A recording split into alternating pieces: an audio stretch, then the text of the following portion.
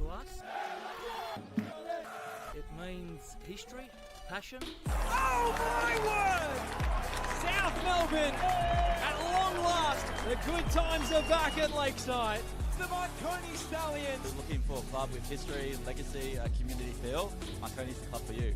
Fans young, fans of old, they have waited a long time for a moment like this. Two household names of Australian football, back under the national spotlight. The only two clubs to compete in all 28 seasons of the NSL, but somehow they've never met in a grand final. Until today. Kuhl, Ocon, Postecoglou, Trimboli, an honour roll overflowing with Socceroos legends. It's Victoria versus New South Wales. It's Albert Park versus Bossley Park. Ladies and gentlemen, welcome to Olympic Village for grand final day. It's South Melbourne against Marconi Stallions. Let's take a look back at how South Melbourne made it to the grand final. On a thrilling opening night of the Australian Championship, it's been far from straightforward for South Melbourne. They've come through with flying colours. Fired across goal, Lampard! Oh my word! There's Agwek, he's going to try his luck from way downtown. Agwek! Unbelievable!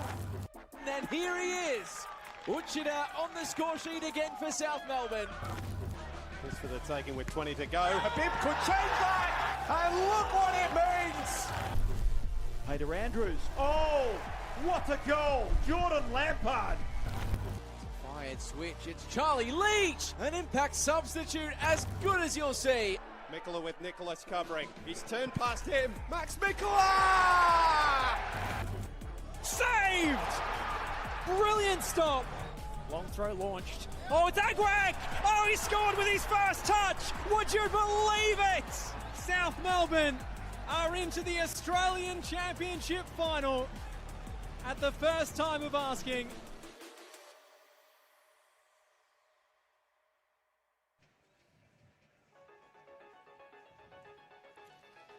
The good times are back at Lakeside. South Melbourne into the Australian Championship decider. Josh Parrish here alongside Nick Tolios in commentary today. Nick, South Melbourne have been the great entertainers of the group stage. How have they turned this around from where they were mid-year? Listening to Sinisa a fair bit in the last couple of weeks, just hard work, and the boys have clicked. They've been really, really strong at home, and they've got the depth to be able to back it up away from home as well. So for me, they've turned around with purely hard work. 6 or 7 new signings for this championship. To bet in those new players, to transform the style of play has been some effort.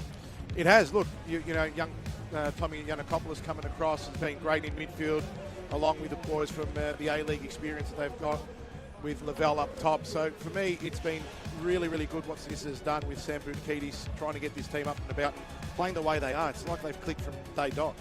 And the atmospheres at South Melbourne games has been something to behold. Look, to see that back, I was there round 1 against Sydney Olympic, the Australian Championship, and to see the crowd and supporters and the old chant with the trumpet back is, you know, something that I remember as a kid and when I was playing there. So it's fantastic to see the supporters back and supporting this strong club. Well, let's hear from the man who has masterminded this resurrection. Sinisa Kohadzic is speaking with Nick Debun. Here now with South Melbourne coach Sinisa Kohadzic. Sinisa, it's game day, it's the final, it's all come down to this. How's the preparation been ahead of this one? Yeah, it's been good. We obviously set ourselves up to be here on the last day, and we're here today, and hopefully the weather gods are better to us, and on kickoff time it's good conditions to play. You had much of a chance to reflect on the occasion, I mean, now actually being here, being game day. I mean, has it really sunk in now that it is the championship final and South Melbourne back on the national stage playing in a game of this magnitude? It's still about the process for us. It's still about how we go about things like any other game. But at the same time, it's in the back of your mind that you're playing a big game in front of our supporters, and that's going to be more of a motivation for us.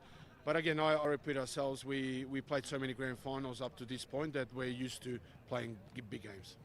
What do you expect from Marconi today? I mean, you've had a good chance to see this team in action throughout the championship. They started really strong, had that one sort of blemish, but since then they've been really strong all the way through to the final. What do you need to do to beat them today? Yeah, they'll be organised. They'll fight. They'll be aggressive, as they always have. It's for us to break that and try and look at some weaknesses they have, and hopefully we break through and score some goals. Well, Sinisha, good luck for the game. Thank you very much.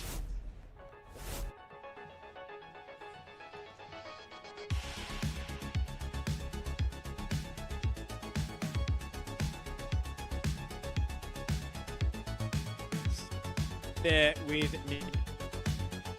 Dabano behind the scene. A South Melbourne will be behind the scenes. This is our house. No one comes in our house, in our home, to dominate us. But there's one more. So the focus on that. But enjoy tonight. Enjoy it. You deserve it. Well done. He does his own thing in a unique way. He's an honest man. He's a very professional, very demanding manager. He's not afraid to tell you if you're not good enough. You know exactly where you sit with him. He's very upfront. That obviously can be quite confronting at times. He's very direct, and I think that's made a lot of the boys not only improve out in the field, but also in the dressing room, how they conduct themselves. And the nightmare goes from bad to even worse for South Melbourne. We weren't looking too rosy in May. Bottom 3 relegation battle firmly. We had lost, I think, something like 10 games out of 11. On and off the pitch, things were going on. People were saying it was the worst, season for South. I think since he's come in, he's changed a lot around the club, not only the way that we're playing football, but a lot of stuff behind the scenes. He's got an incredible eye for exploiting weaknesses in other teams and also utilising the players that he has and their strengths. Long throw launched. Oh, it's Agwag! To win a Dockley Cup final and make the final of the inaugural Oz Championship is just a huge turnaround, and it's a testament to the whole coaching group and also the playing group. Are we going to a grand final next week?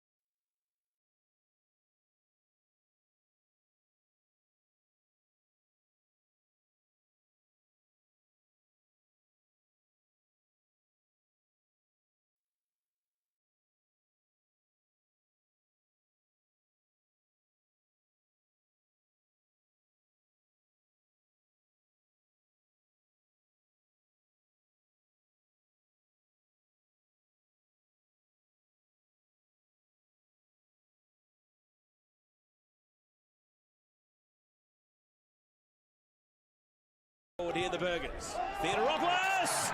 Brilliant! And Marconi will be wondering how they're leaving empty-handed. They had the chances, but did not have the finishing touch. And it's Sakanis for the hat-trick! Dominant from the home side. Still going, Noah Anderson! Oh! There you go! He's done it! Akio back in, flicked on, header is in! The spoils will be shared at the Palace. Still there on the edge of the box. Bodies going down everywhere. The shot comes in. Brilliant goal! Anton Milanovic. That ball as sweetly as he would have liked. That's the second bite. Russell! Wollongong have 5! Now Hilton, who has saved 3 penalties, will step up. It's the Marconi Stallions through to the semi-finals of the championship. Drive it in, Busek! This 4-time national champion roll in to a new national final in a new era.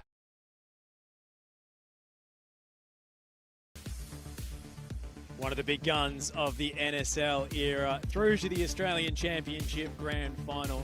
Nick, what have been your impressions of Marconi through this tournament?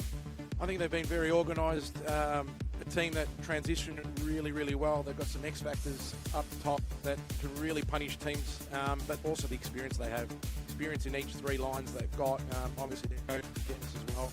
There's no strategy game, so they've just been really consistent with everything they've done.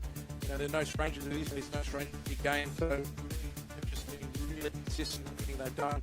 You know, they're no strangers to this venue as well. They played really well against Heidelberg here in the opening stages of the championship, so I think they're going to be really, really exciting to watch today.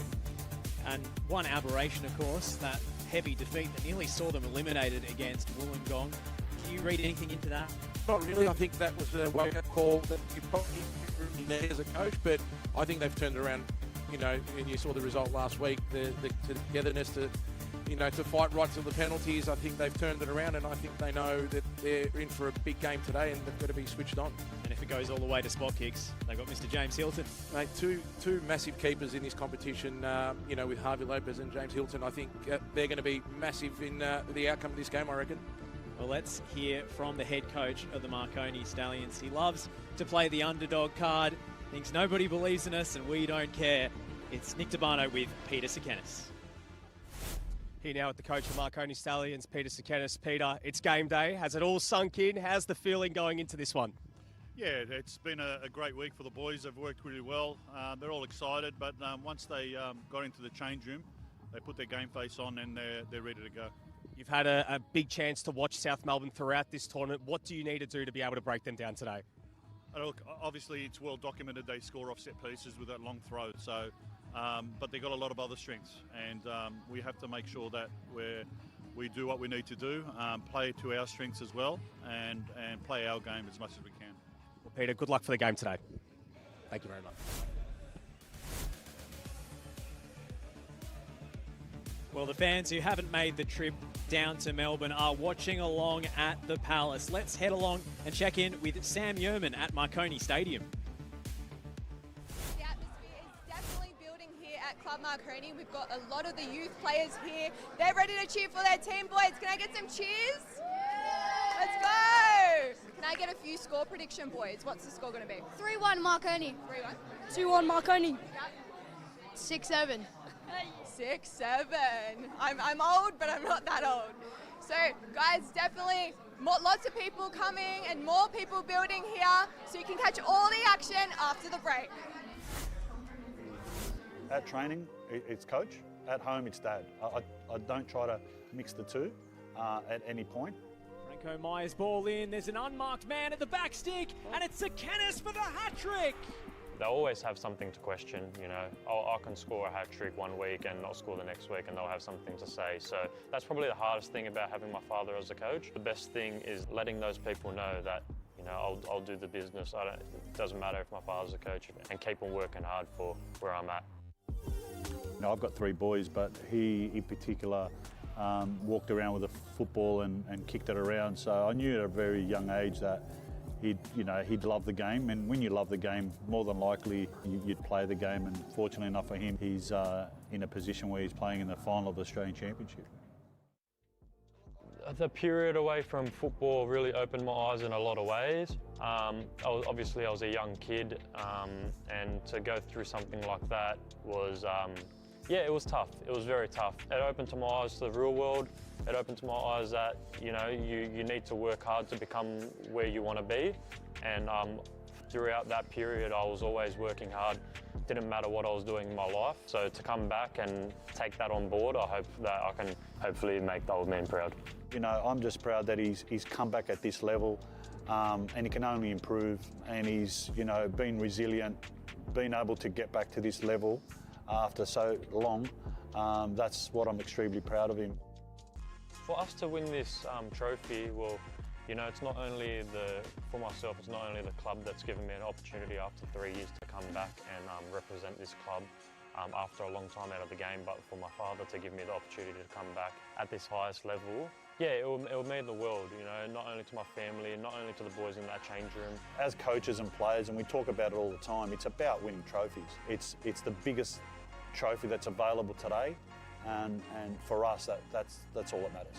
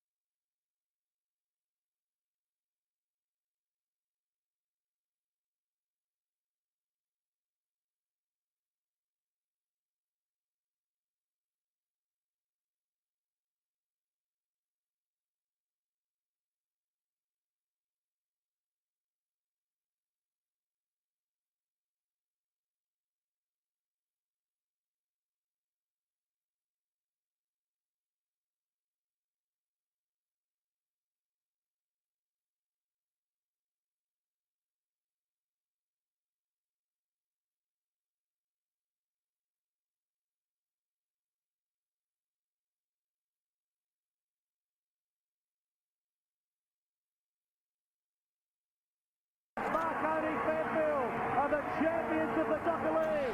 Time in the grand final. South Melbourne back-to-back titles. South Melbourne are into the Australian Championship final. Are we going to a grand final next week?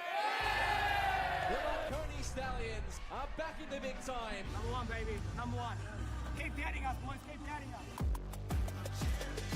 Busek! Breakthrough in the semi-final. Oh, Dagwag! Oh, he scored with his first touch. Would you believe it? Saved! It's a sensational sequence. Lopez with a brilliant stop.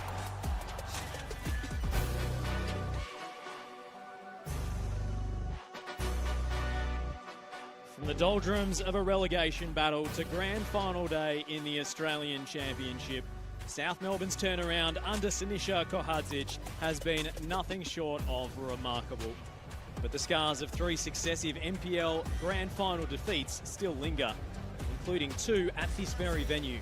Can South Melbourne banish those demons today? In their way stands an opponent built for the pressure cooker of finals football. Organised, disciplined and direct, Marconi relish their underdog status and insist the critics only make them stronger. In the words of their coach Peter Sekenes, we're coming to their town to rob them of the trophy. Is Marconi's 32-year wait for another national title almost over? Josh Parrish here alongside Nick Tolios for grand final day in the Australian Championship. Tolsey, the weather has held off. This is set for a cracker. Weather's been great. You know, a bit of dew on the grass now. The ball's going to be zipping. The crowd's still coming in. And, yeah, look, just watching the boys from Marconi come out with the old school strip Marconi colours there. You can see 2 powerhouses of the old NSL playing in this Australian Championship is exciting, and hopefully they put on a great spectacle for us. As someone who grew up with this era of Australian football, what does it mean to you to see it back under the national spotlight, these 2 clubs? It's amazing. Anything in this country to promote this sport that we all love is great, and to see South Melbourne doing well, Marconi, and the entire competition's been exciting to watch, and long may it continue. Well, the Souvlaki smoke is drifting across Olympic Village. The fans are still pouring through the gates. It's going to be a sensational grand final day in the Australian Championship. Tolsey, who's your match winner today? Can I trouble you for a tip? Oh, look, it's a tough one. For me, look, I think Ishida's been amazing for South Melbourne. Everything good going forward for them is, predominantly come through him. If he's on today, he can be fantastic for him. So my money's on him. Here come the players, led by the referee Eric Saba. And there is the prize, the Australian Championship trophy. Only one club can be the first ever winner of this competition. Will it be South Melbourne or Marconi Stallions? We are about to find out.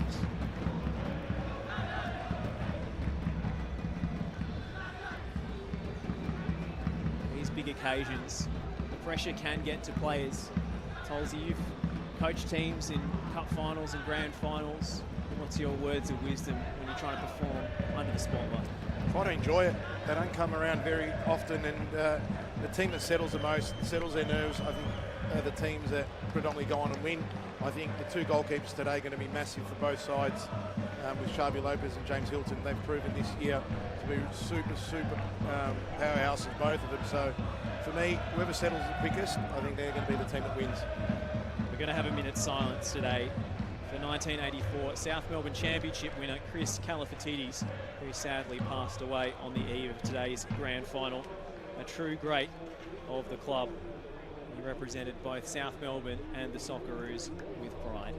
You can see the South Melbourne players wearing black armbands today in his honour.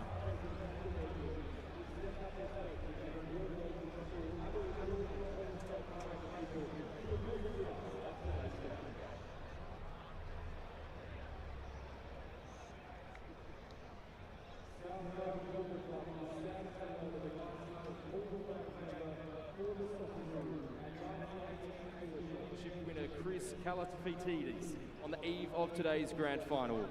A true club great, Chris represented South and Australia with pride and leaves behind a legacy that will never be forgotten. We extend our love and deepest condolences to his family and to all who knew and loved him. Ladies and gentlemen, please rise as one as we pause for a moment's silence.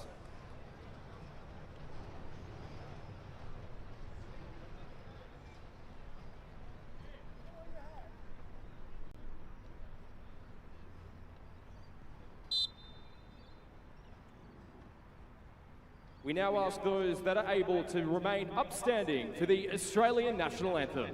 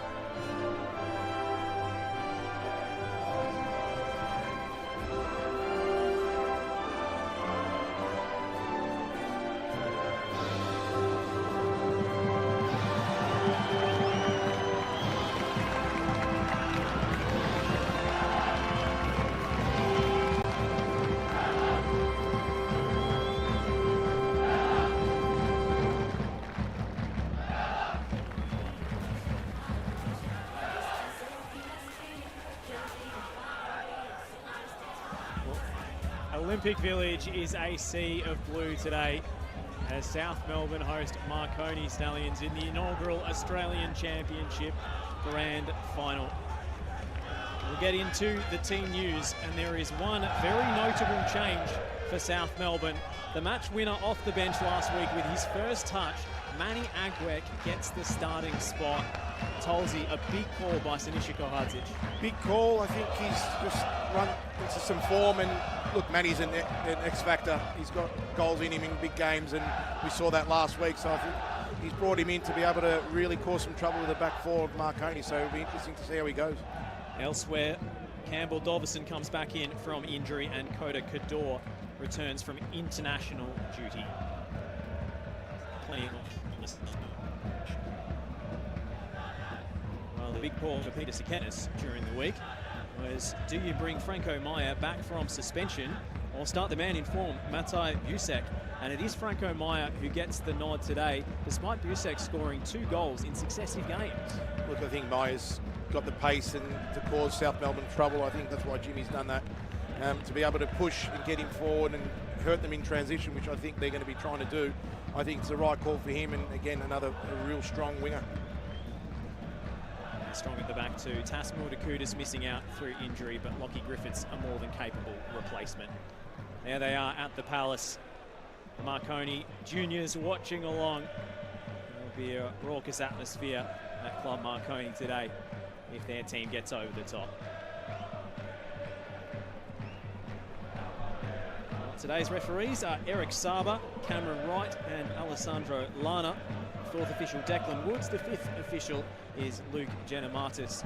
And those two will be responsible for running the football video support system, a new challenge system introduced for the knockout stages of this competition. Tolsey, a positive change for the competition to bring in a coach's review? Yeah, look, it is. It's exciting to see that, we're really trying to push the boundaries of this so-called VAR that we're using at the moment. I think it's worked. Last week we saw the couple of moments that South Melbourne challenged, didn't go their way, but again, for me, it's a great addition to the competition. There is Marko Jesic, captain, leader, legend of the Marconi Stallions, 36 years young. And the coach, Peter Sikenis, who masterminded their grand final win in 2024 and has led them all the way to this decider. His teams are never easy beats. There's the South Melbourne skipper, Marko Jankovic, who's represented Bentley Greens and now South Melbourne for many years with distinction, and the long throw specialist, Max Mikula. Bit of an X-factor today, that party trick. Yeah, it definitely is. It's worked for South Melbourne. You saw it at the Australian Championship that they don't shy from it, and teams set up differently each week to try and combat it, but, it seems to work for them. They're in the right place at the right time, and it's going to be interesting to see how Marconi go dealing with it. Sinisa Kohadzic said he wanted to win this tournament for people like him who've maybe been overlooked, haven't had the coaching opportunities that perhaps his qualifications deserved, and now he's made it in his first season in charge of South Melbourne to 2 finals. what an opportunity, and he's taken it with both hands. And you know, if he can get something out of today and win this championship, then puts him right up there. And again, it's hard work and being patient and never giving up, and that's what he's done. Well, it's Manny Agwek to kick us off. Does he have a bit of magic left in his boots after a marvellous tournament? We are away at Olympic Village. South Melbourne in the all-blue, kicking from right to left. Marconi Stallions in the green, white and red trim. Two iconic jerseys, two iconic clubs in Australian football history, coming together in a grand final for the first time ever. Would you believe? They've produced so many Socceroos down the years, so many classic matches between these two, but never on Cup final day. Giannakopoulos for Painter Andrews, who tries to go in behind very quickly, and Milinaric can't sweep it up. That was a second attempt to put it into touch, but this might be Max Mikkela's first chance to launch one long into the box. See all the big boys coming up for this set piece. This will be playing on Marconi's mind now. An early goal is not what they want. Max very smart there, using the ball that's drier. Trying to get the most out of this throw. He doesn't have the long run-up that he would at Lakeside Stadium with the athletics track. And a slightly wider pitch today as well than what he's used to. Already the boys are putting James Hilton under pressure there. Referee's already made sure he's had a word to him. Eric Saba keeping a keen eye on any potential fouls on the goalkeeper. In comes the throw from Mikela. Milinaric up to meet the header. Mikela with a second chance to deliver. He goes for goal and sees his shot charged down by Franco Mai. Well defended there by Marconi. That's the key, the second ball. It's not always the first one that comes into the box, it's what they do with the second ball. And Marconi did extremely well there to close down Mikela on the second phase. Painter Andrews offering the short option. Mikela will send it into the box again. Giannakopoulos to flick it on, couldn't meet it. Shout for a penalty. Uchida strikes for goal and scrambled away by Bernie. And then a wild swing at it from Painter Andrews. Well, Sinisa Kohajic has the first opportunity to potentially play an FBS challenge card. Yeah, I think it's I'm not sure about the push, but I think the first shot off Uchida, whether it's actually hit someone's hand or not. So they're both looking at it. I reckon they might challenge this. They're thinking about it. And they are going to review. Nick Tabano, we'll go down to you on the sideline if we can. Yeah, Josh, Sinisa Kohajic opting to challenge after looking at both the big screen on the right-hand side of the broadcast and then, of course, the iPad that they have in front of the coaching staff here as well, and opting to have a look at that after that shove inside the box. So was very quick to react after getting the second and third opinion of two different screens, and now we wait and see what the decision will be. Eric Saba called over. South Melbourne only have 2 of these challenges if they're unsuccessful. And they've gone very, very early in just the 3rd minute of this game for a potential penalty. He waved it away very early. He was in a great position, the referee. Credit to him. Now, looking at it on replay, there is a hand in the back there, but very early in the game, I don't know. We'll set the tone if he's giving this as a penalty. The tone will be set. I have to say, Tolsey, when I saw it, I thought the contact was minor. Here it is again, Franco Mai on Pasquale. Well, the arms are up, but there doesn't seem to be a lot of force in the push. Here we go, back to Eric Saba for the decision. No penalty. And we resume with the Marconi goal kick. So South Melbourne, 1 challenge down already.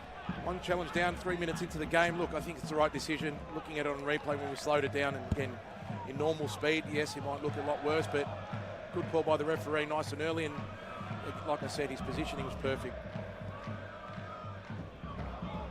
Hilton goes for the long goal kick. Giannakopoulos heads into touch. Interesting, Marconi choosing not to play a short one, not playing out of the back. That might play into South Melbourne's hands if they draw the press there. I was just looking at that and thinking the same thing. I think they're just, in the first 10 minutes, I don't think they're going to take it easy and not give South that chance to press them nice and high, because they are pressing different these days and really big aggressive. challenge from Lockie Griffiths. And he races away from the scene of the crime. We're going to have the first yellow ticket of the afternoon. good challenge at the start. Oh, he's got him a bit high. Look, Brandon should card that early in the game. A card's a card, I guess, and he's got to be careful the rest of the game. Griffiths already walking the tightrope after showing his studs. The South Melbourne bench were half tempted to try and upgrade that. Could have been out of challenges after 5 minutes. I don't think they want to waste their challenges that quickly. Yankovic helped on by Pasquale, laid off by Agwek, and then Uchida skews that volley well high and wide at the target. Again, really well done there by Manny Agwek. Back to goal. Uchida right underneath, supporting, expecting to at least hit the target. Early signs there from South Melbourne getting forward really well. Tough one for Yuki Uchida to hit that first time. Good pressure on him. He's had a great season. South supporters are in full voice this afternoon.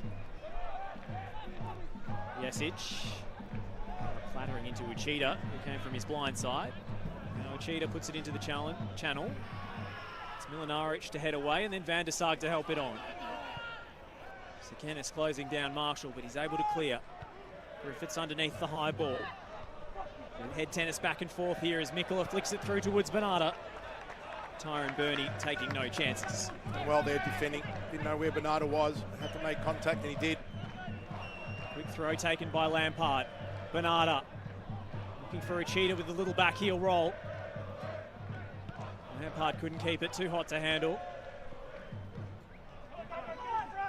Yankovic in for a second attempt at the header. Now Lampard sends it high. South Melbourne keeping the pace at a breakneck speed in these opening moments. Marconi need to put the foot on the ball. South are winning second ball every single time. A big collision in the middle of the park involving Jesic and Pasquale goes unpunished. And Lampard looks long and direct. Agwek's in there, getting the better of Milinaric here. But shows too much of the ball to Marconi's number 4, stalwart in defence. Marconi are able to recover. Yeah, well defended there. South are not taking any risks. Marconi have got to get their midfield a lot closer to Sekenis up top. Every time Marshall or Yankovic win the ball, there's no one around him. There's been crash and bash stuff from South Melbourne in the opening exchanges. Surely they can't keep up this pace of play for the whole 90 minutes.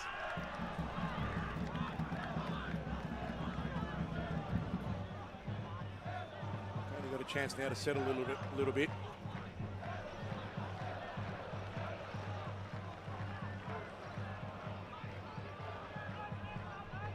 George Daniel just taking his time over this throw, allowing them to take a few breaths. The ball is zipping around on a pristine surface at Olympic Village. Marconi want a corner, and they'll get one. Switch of play took a deflection on the way through. You can see South Melbourne's intent, though. As soon as the ball goes backwards, anything negative, they're pressing really aggressively, trying to catch Marconi out. Like you said, it's going to be difficult to play like that for 90 minutes, but credit to South. You're not going to die wondering. It's going to be Franco Meyer with the in-swinger off his left boot. Milinaric right in on the goalkeeper, Lopez. South Melbourne defending zonally here. Hybrid. Yes, she's free in the 6-yard box. Driven in and headed away by the first defender in Peter Andrews. Daniel trying to outpace Agwek down the left. It's a good ball in from Daniel too. And Marshall able to connect. South Melbourne clear their lines. Tyrone Burney the only man back for Marconi. He's had a drop straight to Agwek. Pasquale, Uchida trying to beat the offside trap, and he's just strayed beyond the last defender. Extremely well there, Marconi. Held a nice high line. Great effort there by Marconi. Great ball in. Dealt with well by Yankovic. Harry Van der Sar dropping between the central defenders as they try and play out here. South Melbourne pressing with ferocious intent, and it's won back by Pasquale. Only momentarily. Look forward towards Sekenis. Accio, awkward bounce for the Canadian. Pasquale and then Milinaric just has to be wary of where his keeper was coming out there. Hilton wasting no time. Smash downfield into the channel. Jankovic hopes not to see it out. Good recovery from the South Melbourne skipper. Done really well there, Marco. Van der Sar. Franco Meyer. Oh, a loose back pass from Meyer. And away comes Agwek. Looking to go around Milinaric. Manny Agwek. He's still going. He scores! Magic Manny Agwek in the grand final.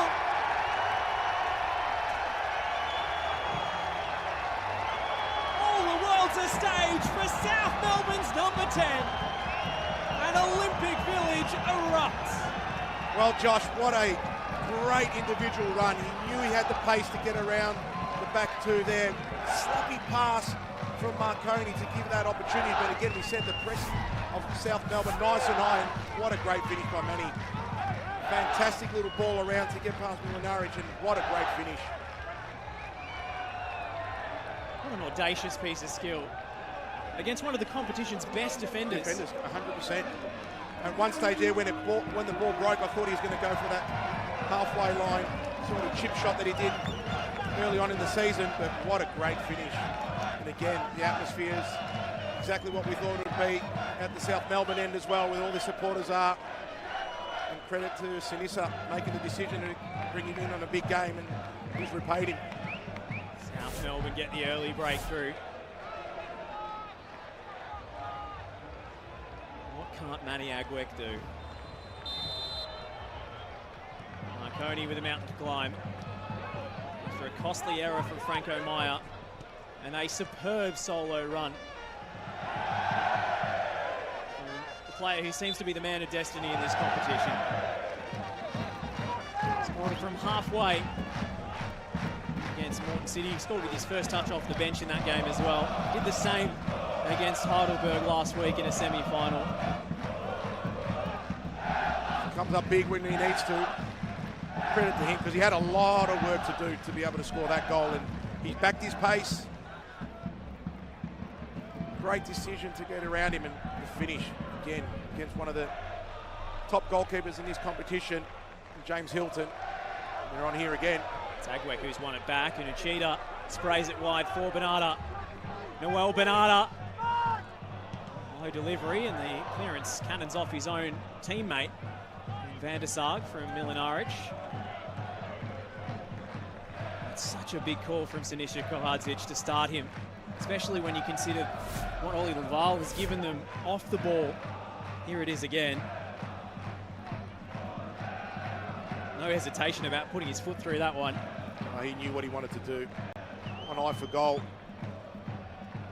Again, the pressure that South is putting on Marconi at the moment. A couple of mistakes there defensively, Marconi would probably want back.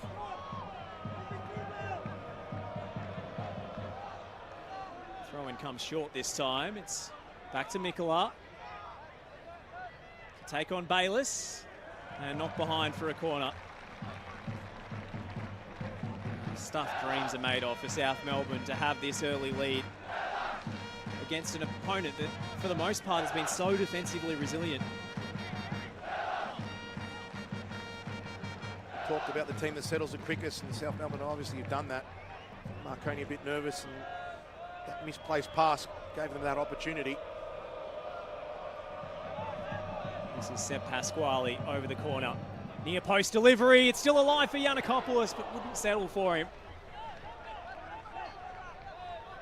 Peter Andrews descended back in. Hilton comes well off his line and opts for the punch. Needed to do that. South Melbourne had the numbers in the back post. I don't know if Marconi were aware of that. If that ball went over the top, there's 3 or 4 boys lining up. And Hilton did extremely well there to relieve the pressure. Here's the corner again. Came off Agwek. And then off the shin of Giannakopoulos, came at him very quickly. Came at very quickly, yeah.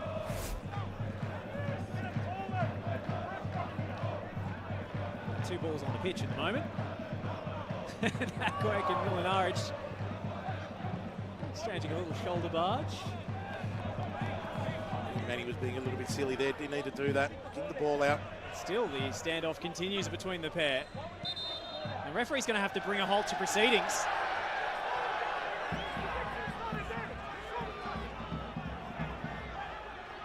Agwek is still having words, and Milinaric was having none of it. Tempers flaring on grand final day. All that started from Manny, just kicked the ball out, didn't need to do that. Agwek's got to be really careful here. Any motion of the head and you could be in trouble. This probably works in Marconi's favour, slowing down South Melbourne. They're on top at the moment. You want to keep that momentum, you don't want to stop the game.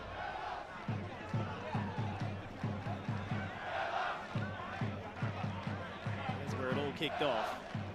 Agwek just wouldn't leave it alone. He's going to get a talking to from the referee at the very least.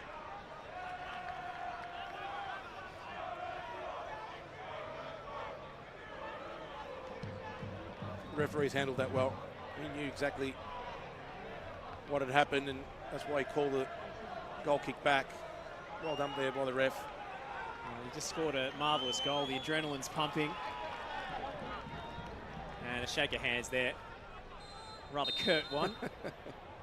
And we're away. Well, I just say as a word of caution to South Melbourne, you don't really want to fire Marconi up in that way. They're a team that doesn't shy away from the rough stuff and the trash talk. Oh, exactly right. And like I said, South are on top. You want to keep that momentum. You don't want to slow it down. That might change it a little bit for Marconi now, especially going 1-0 down. They're going to be looking at chasing this game. And Sark. Ball into no man's land, off the chest of Lampard, and then a bit of a miscommunication between defender and goalkeeper. Held up well by Bernardo. Uchida was brought down. Did he get enough of the ball there, Bernie? Not in the opinion of the referee. And Bernardo is calling for a booking.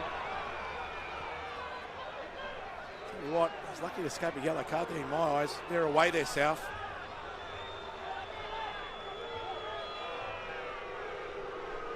They've dodged the bullet. Medes going away from him. He's through if he gets through there. Looks like Uchida just got there first. Yeah. Could have had a second player in the book there. Referee Eric Saba deciding to keep his cards in his pocket.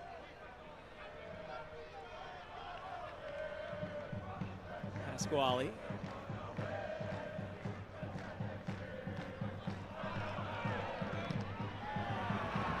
Challenge. Another corner. Yet another set piece for Marconi to defend. First 15 minutes or so, Marconi is struggling to link up with their passes. It's because of South Melbourne's pressure. They need to be able to settle on the ball. They need to get Yesic, the most experienced player they got in the park there, get him on the ball, slow it down, hit a few passes, trying to really hurt South a little bit. This is Agwek with the in-swinger to the back post. Hilton's up for it, met on the volley by Lampard. Well, he scored some unbelievable goals in this competition. Wasn't to be on that occasion. Super important there by James, relieving the pressure to the back four. You've got a keeper that can come and have a presence like he has. Really, really helps, especially in this early stages of the pressure they're under.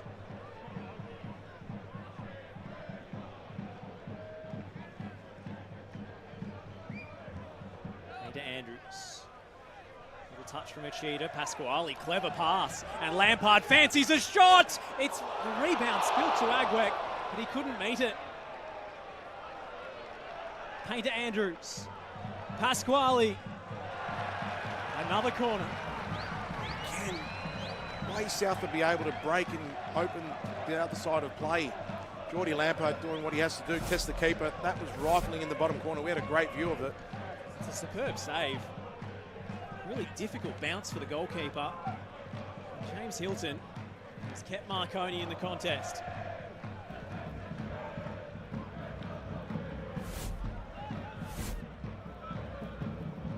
Minkola to swing it in. Jankovic! Jankovic! It's 2 for South Melbourne! And it's a captain's goal for Marko Jankovic! Fantastic scenes, look at that. What a great header there by Jankovic. The delivery from Mikula was even better than one before. Gave him every opportunity, had his jumper held as well. What a captain's header. Rose highest out of everyone there, wanted it more, and right in the bottom corner. Well done there by Marco. A start beyond their wildest dreams. Here it is again. A perfect flicked header. The strength he had there to hold off the defender, well done. That is an absolute hell of a header. That pressure's piled on by South, and they've capitalised. A lot of teams go into games like that, dominating without scoring a goal, and tell you what a start by South Melbourne. Absolutely electrifying. The stuff dreams are made of for South Melbourne and their captain. Sinisa Kahadzic can hardly take it in.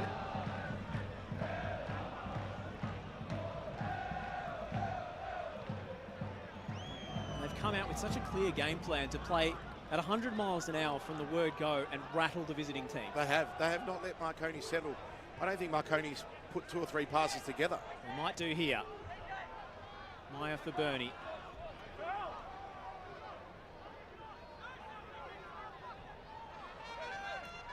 Clever from Bernardo. Dug out by Lampard. Ball against Van der Sarg. A few appeals from the bench. How hard Bernardo worked there. His defensive half. And now the Argentine and the Uruguayan. Well, Franco Maya was trying to have words. Bernardo was not interested in engaging. Just got caught a little late there, Franco Maya. Bernardo smart. Did enough to just slow the game down.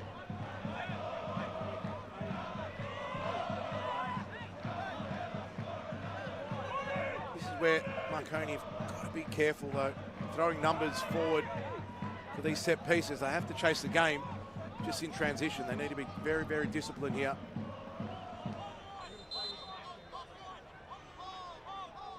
It's Franco Maya with the in-swinger.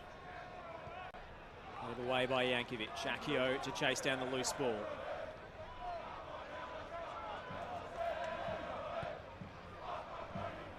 And a shot from Van der Sarg is blocked. Oh, and he flies in. He starts showing, but plays enough for the ball there to satisfy both the referee and Noel Bernardo, who congratulates him on a good challenge. Jack Marshall took the full brunt of that shot, shook it off, got up, did his job. He's feeling it a little bit now, but again, bodies South Melbourne through at it to try and block every opportunity that, or half chance Marconi had. They're hungry. George Daniel with the header up the line. On back by South Melbourne and Mikula. Agwek losing out and losing his footing.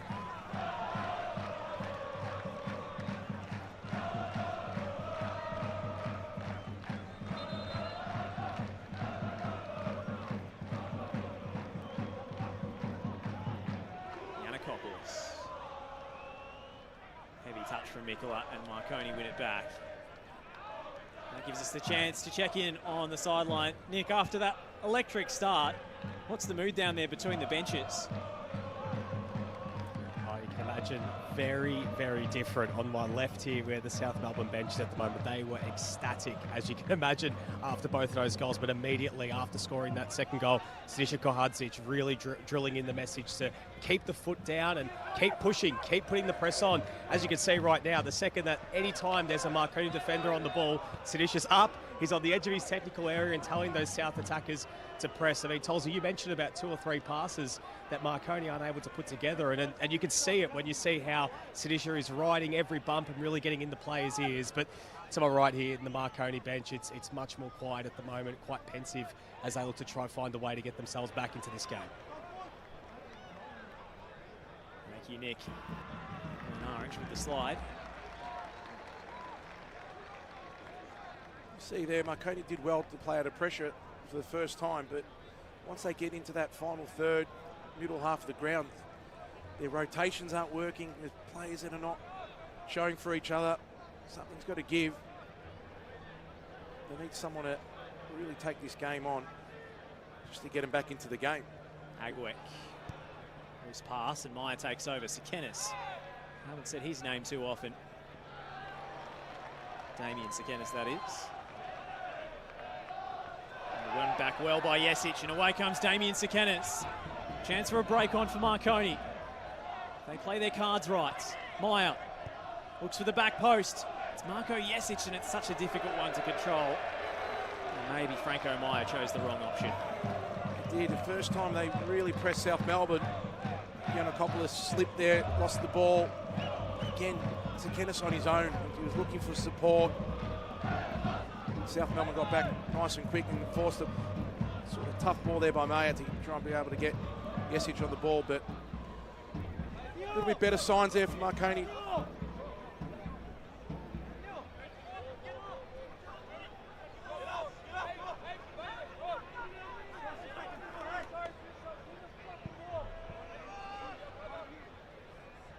Bernarda climbing highest.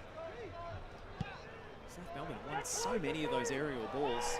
Quite a few of them uncontested.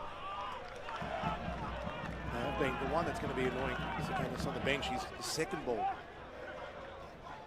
If South get their foot on the ball, they are very, very good to spread. The person that drives everything in the midfield for me is Seb Pasquale. He's been really, really good in the first 25 minutes. Such a smart play. You see him again now. Accio having Pasquale nipping at his heels. Bernie. Van der Sark. And again, anything negative going backwards, South Melbourne press. You see straight away even Pasquale now. And again, forces a turnover.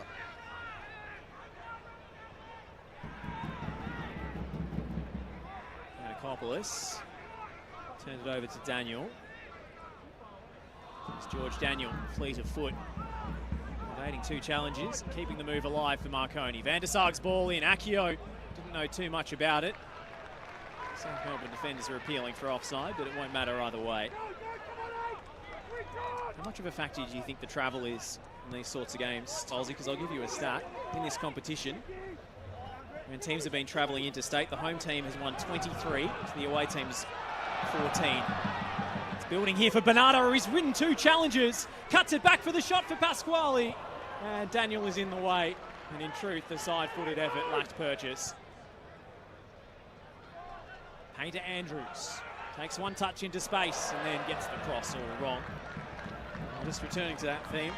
Teams travelling interstate in the championship. Home teams have won 23 times, 10 draws and 14 away wins. Pretty significant.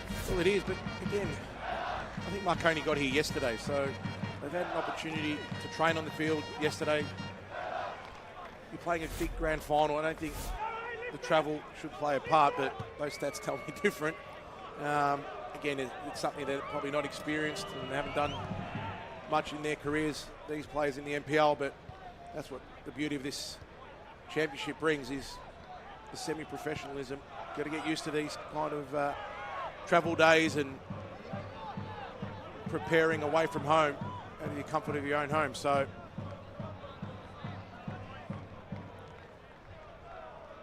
South have certainly got the crowd on their side, which is another big factor. They've had plenty to cheer about so far. Two great goals. South Melbourne chasing after this ball like whippets. They are relentless. Pasquale into the channel.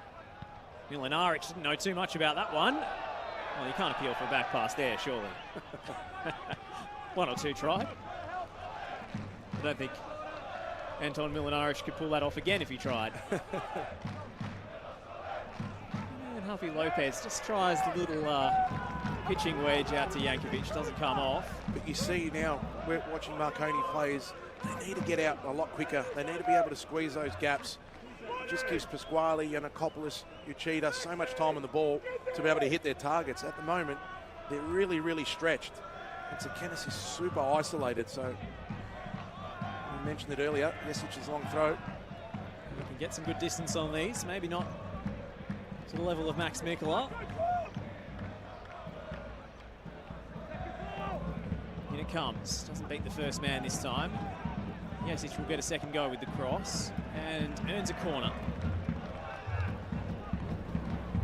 Can they get something out of this? Even then, getting the ball forward on that long throw, they don't have enough numbers in it to hurt South Melbourne. You watch South Melbourne with the long throws, they get numbers in the box, they get numbers around the keeper. They really make it hard to defend. It's going to be Franco Meyer again to take. Set pieces have already proved crucial in this bout. Marconi find a lifeline. Into the near post, it's a dangerous delivery. South Melbourne scramble it away, only as far as Bayliss.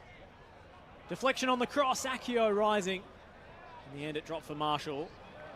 A very clever juggling manoeuvre from Bernarda to get the danger away. Well, let's check in on the mood at the Palace. Sam Yeoman is out at Club Marconi. I don't imagine it's a particularly happy atmosphere there, Sam. Hey Josh, yeah, the atmosphere is definitely a little bit more low than when you first came to me, but the boys are eating, they've had some pizzas, they've had some chips, they're still cheerful, and I think they're hoping obviously that things change, and hopefully there'll be a change of result, because I've heard from the CEO that if Marconi do win, they will be putting a Jimmy Hilton pizza on the menu, so I think everyone would be wanting to get that one, so fingers crossed. Thanks so very much, Sam.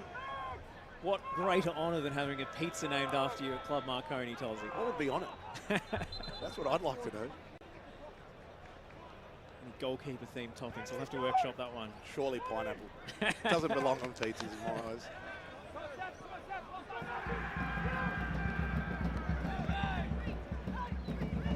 Not sure you look like James Hilton if you've been eating too many pizzas at Club Marconi, but that's another matter. I wouldn't have taken my top off if I scored the winning penalty, I can tell you that now.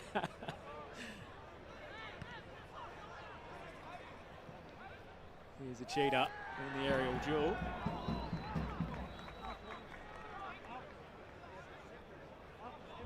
South are controlling the tempo now. They're frustrating Marconi as well. Could soon be referring to him as Dr. Hilton. He's been through medical school, has put that option on hold as he pursues his football career. Here's a cheater. Held up by Milinaric. A cheater. Creates room for it. And it ends up on the roof of the net. Never bothering the goalkeeper. Just now looking at the Marconi boys. Their body language. They need to get... They're still in this game. 2-0 scorelines. Never easy. You know that, Josh, and everyone that follows football.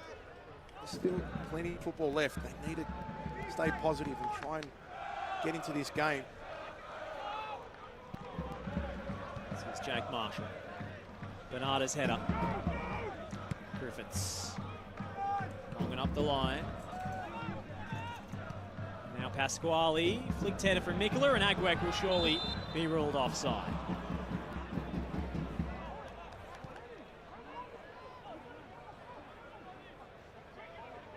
He knew it too, the way he approached that ball.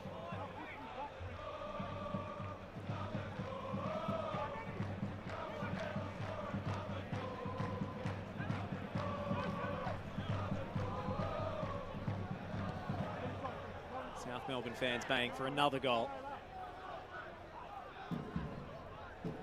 First halves don't get too much better than this. Can Marconi respond here? Jesic's ball in. Well defended by Jankovic again. Bernie. Meyer. Stands one up to the back stick, and Javi Lopez very confidently out off his line. Tolsy, you were the man who brought Javi Lopez to Australia, if I recall correctly. I was very lucky to bring him in at my time at Bentley. An amazing human being and such a professional. How hard he works. Starts his warm-ups at training, in game day, 40 minutes before everyone else does, just to get himself prepared. And it's been a fantastic servant for South Melbourne. And that penalty save last week really changed the game. Against Victoria's leading marksman as well in Buildup. Some save. Flip the game on its head.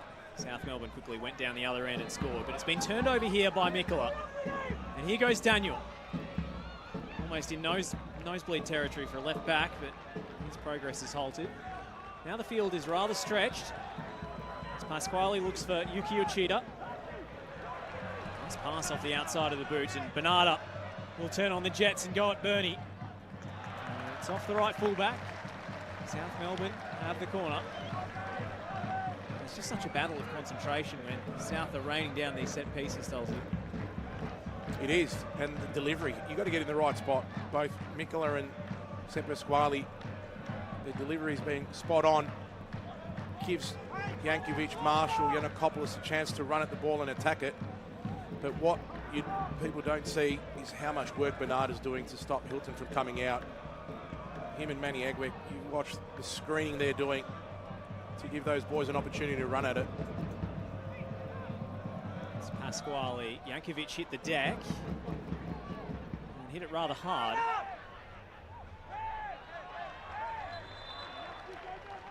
And we'll have an injury stoppage here as Marko Yankovic holds his head.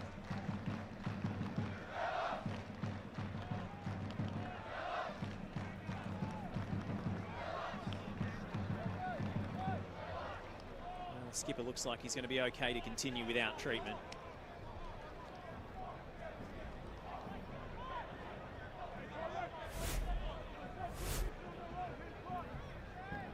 Here it is again.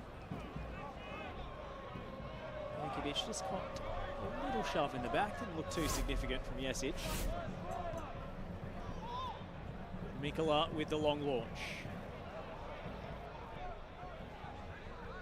It's taken off his toe, Lampard, by Pasquale's header. Now Marshall, Uchida, and then struck with venom by Bernarda. And so close to a third for South Melbourne. An astonishing reflex save from Hilton tips it over the bar. Great save by Hilton, but again, Bernarda hit that so sweetly. As soon as it came off his foot. You know what, very lucky there with a high boot on Yoshida. I think it's actually taken a deflection, my mistake. Hilton had it covered anyway. Again, more pressure again by South. That one was travelling off the left boot of Noel Bernarda. Chance for a short option off this one. Instead, Pasquale fires it in. And won't settle for a South Melbourne shot on goal. Akio trying to start the counter-attack. Now Sekenis can't find Franco Maya with the pass. Although it's a superb challenge from Maya to take it off the toes of the defender. Switch of play is offline. Uchida has the beating of Bernie. Uchida to the byline. Agwick was waiting, but George Daniel was in the right place at the right time. Maya, holding the shirt from Yiannopoulos, draws the ire of the Marconi bench. Jesic trying to get things going quickly. Their midfield, defensive line, Tolsy just didn't get up high enough. They're feeling the pressure from South. Sitting really deep. They need to get higher.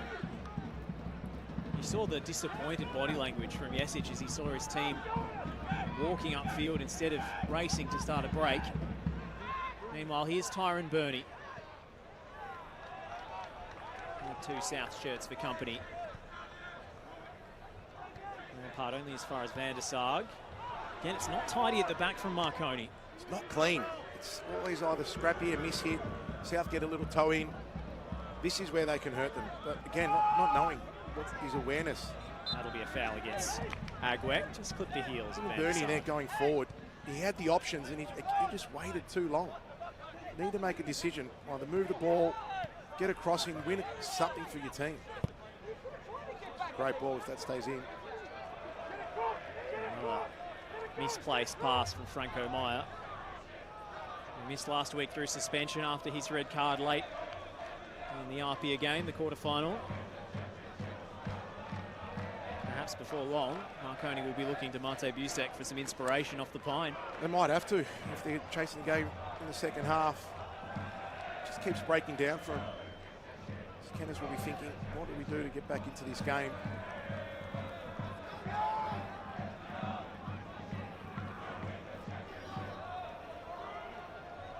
The Italian flag is flying at Olympic Village.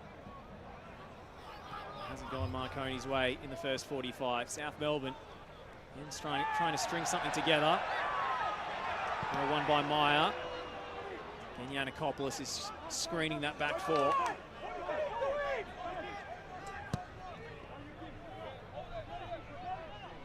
Lampard gives Uchida a little too much to do. He's kept it in somehow, the Japanese. Bayless. And surely Lampard was fouled. Eric Saba agrees. Very good work there by Lampard. Got his body in front. I have to say, what's been a powder keg of the first half has been superbly refereed so far. It has. I think the early yellow card slowed the game down. People knew he wasn't here to muck around. Decision on the penalty, he was right. A little push and shove. He handled that well for me. It's been great. It's just the football. South Melbourne have really squeezed Marconi.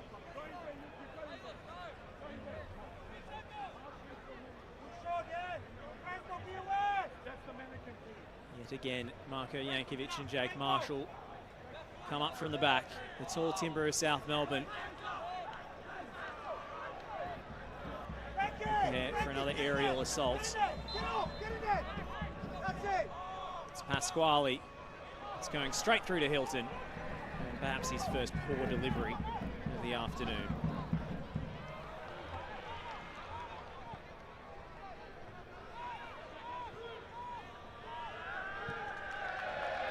If it isn't a set play, it's this long throw. Pressure after pressure. Strikes me as well that the fullbacks from Marconi have been under the pump so often with South Melbourne's own fullbacks overloading. Own fullbacks, but also Manny Agwek peeling off to the side. Here goes the bait and switch as they play it short to Pasquale. Agwek waiting to meet it, and he got it all wrong this time. Well, ever since his spectacular opening goal, Manny Agwek hasn't really been in the game. Yeah, but his work rate has been really good. Yeah. He starts that initial press.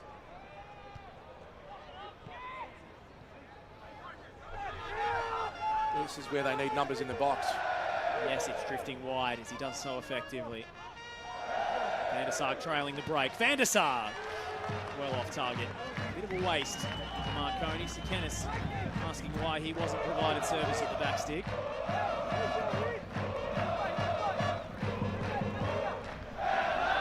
As you look at changing the wingers, swap sides. Give Mayer an opportunity to run at Panna Andrews. Akbar to come on this side. Akio, sorry. Need something out of these wingers, Marconi. Akio was such a star in the early phases of the group stage, but I believe he is carrying an ankle knock today, which has maybe slowed his impact on the tournament. Fit enough to play grand final, Josh. Fit enough to play. You work hard for your team as a minimum. You'll be using that as an excuse. I think Lampard and Peter Andrews have been really solid. Yannikopoulos screening in front of the back four. It's been strong. Giving Uchida and Pasquale opportunity to play further forward, which has been really good.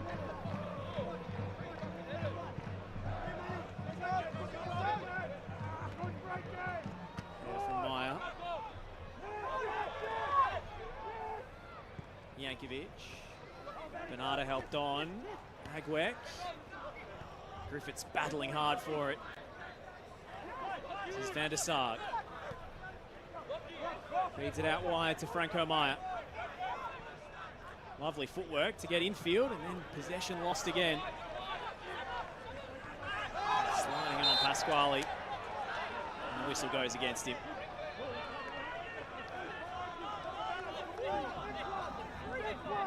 Let's see, 3 minutes up on the fourth official's board to end this first half. And South Melbourne have had it all on their terms. Bernardo gets the better of Bernie. He's had a good game today, Noel Bernardo. He has. He's built for these big occasions. Smart use of his body there to be able to win the ball first. Bernie did well to win it back. Bayless's header. Damien Sekenis, very clever touch. And he plays in Jesic. Superb work from Sekenis. Jesic looking for the run of George Daniel. And Mikola was never letting him get away. Crunching challenge. Great work rate by Mikola. He's done that a few times. Him and Bernarda chasing back. You can see Maya drifting in field now. Akio. Clever pass. Bayless. Sekenis! What a chance. Marconi with a golden opening for a lifeline in this grand final, and Damien Sekenis can't hit the target. Great opportunity there. The first time they'd be able to get in behind South Melbourne. He had to sit on Jordan Lampard. Should have done better. For me there, that's a big opportunity missed for Marconi. Creating something for the first time in his first 45 minutes. It's a really good pass from Akio. A perfect cross from Bayless. The lead-up work is all what we've come to expect from Marconi. It'll be a South Melbourne ball. Good signs there from Marconi. Signs of life.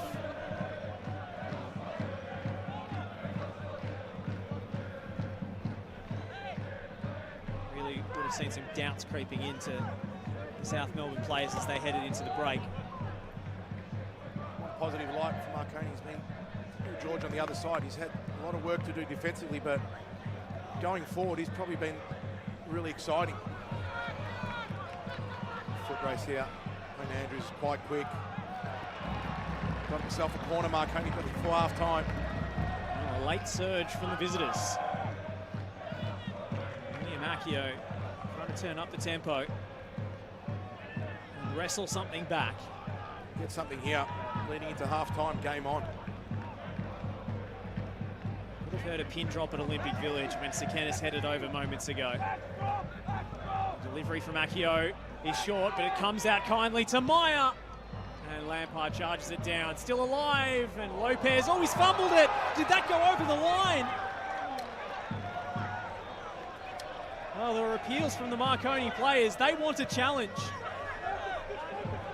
An uncharacteristic mishandling from Javi Lopez. Looking at it, for me, I would definitely challenge that. The vantage point that we've got, I think that's crossed the line. Josh? Oh, very difficult to see from our position. Maybe the replays will paint a clearer picture. Peter Sekenis has handed in his first challenge of the afternoon, and Eric Saba goes to the FVS tent. Was that a goal? Well, the whole ball crosses. That's the thing, the doubt. It's got to be 100% whether the ball crosses the whole line or not. It was Griffiths with the header. Oh, maybe by the skin of his teeth. Tell you what, the angle doesn't help Marconi. The referee's got to be 100% certain.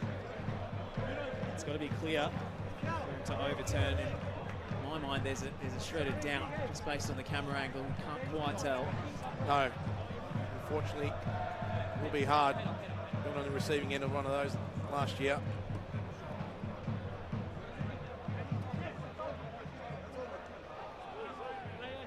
South will be saying it's not over. Marconi will be saying it's over. Tell you what, they give this. Got an interesting second half coming up. I don't envy the referee at all here. This is a very challenging call.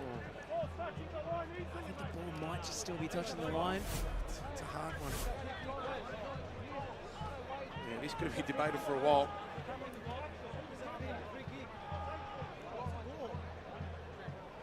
Marconi's ghost goal. Just looking at South Melbourne players to see any body language. Marconi boys are really adamant.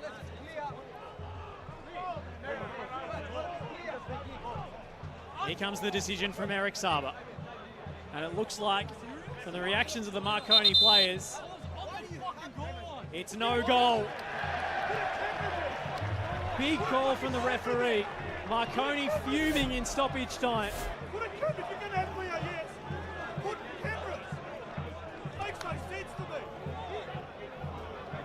Peter Sekenis is ready to erupt. Oh, controversy in the shadows of half-time. big talking point in this game. I think you've got to go with the referee's decision there, because it's very difficult to tell from the camera angle that he's got. And as Kenneth was saying, if we're going to have this system, put a camera on the goal line. Maybe that will be next year's improvement. Well, yeah, it's a step. We don't have Hawkeye, of course. We don't have goal line technology at this level. I think given the angles available to the referee, he has to stick with his original decision. Otherwise, he's just guessing and trying to re-referee the game. But that's a crunching blow for Marconi. They thought they had a goal back in a grand final heading into half-time. Instead, as referee Eric Sarbert brings this first 45 to a close, it's South Melbourne who have the dream start. Manny Agwek with a magic solo effort and a towering flicked header from their skipper, Marko Jankovic, is the difference.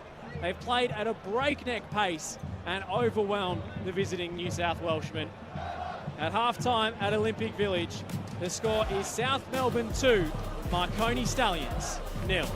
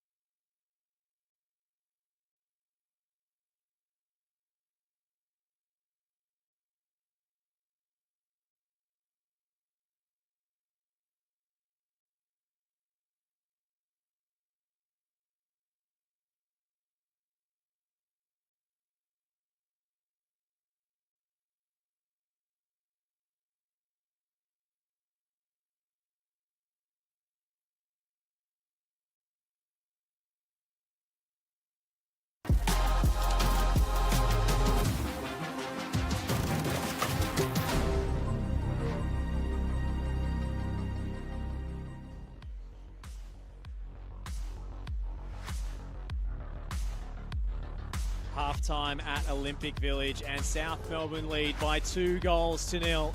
A dream start for the home side and a chance for their first national title in 26 years.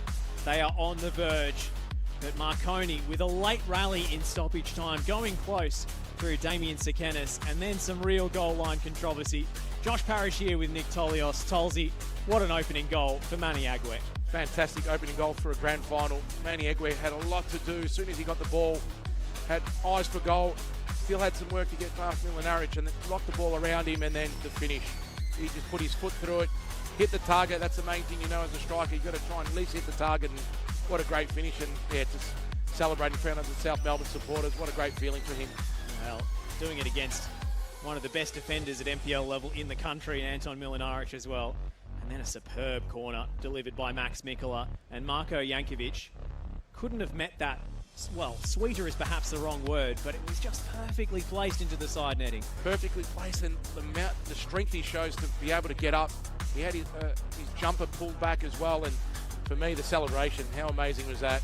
Jump on the advertising board in front of the South Melbourne faithful as a captain. Look at that, the scenes, wow, that's amazing. Just iconic images for South Melbourne's history being created before our very eyes. Incredible. But Marconi did have their late rally in this half, and this is the moment of controversy. Tolsey, did it cross the line or not? Well, we'll see this highlight. This is a chance they had from a corner. And I'll tell you again, every time I look at it, the Marconi players straight away. Yeah, tough. Look, the referee with a decision to make, if you're not certain, I think he's done the right thing. You can't tell by that angle, but you'd be disappointed if you're Marconi. There's an opportunity to get back into the game, albeit from a mistake from South Melbourne's goalkeeper, but two challenges lost, one for each club. Well, I think the referee just didn't have the right camera angle to be absolutely dead sure.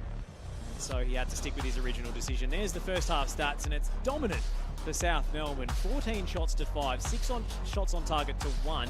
And they've just had a succession of corners and throw-ins that's kept Marconi penned in. They have, and usually you see stats like that, teams don't capitalise, and South Melbourne definitely did, starting with Manny Agwek and then Marko Jankovic with the header that we just saw earlier. But Marconi need to get back into the game. I think they need to be able to get some forward runs out of their midfielders. It'll be interesting to see what Sekenis does. Well, let's check in on the mood on the sideline. I'm sure it's a buoyant atmosphere in front of the Clarendon corner. Let's go down to Nick Tabano. Yes, Josh, down here, pitch side, right behind me, these South Melbourne fans have been providing plenty of voice all afternoon. They've been providing a fantastic soundtrack, willing the South players on throughout that first half to that 2-goal lead. Of course, they were going to this way as well, which helped and created those great scenes after the goal as well. Still another 45 to go, but one hand on the cup for them as they look to close this one out and be crowned the inaugural Australian Championship winners. Heading on over now to Club Marconi. Sam, you're on deck. How's the mood over there? Nick, I think you know the vibe here is a little bit different. It's not as good here, the vibes aren't as high, but I think it'll be changing second half. Sekenis had to be doing these ones. I'm loving the coach's call. Guys, I feel like, I don't know, I maybe need to go to Specsavers, but that was definitely over the line. I don't know. The Marconi fans here weren't happy. There was a few boos, but it's okay because in football, anything can happen, so we might be seeing a change second half. Thank you, Sam, at Club Marconi. We've got to take a short break here. It's the Australian Championship at halftime. South Melbourne lead in the grand final by 2-0.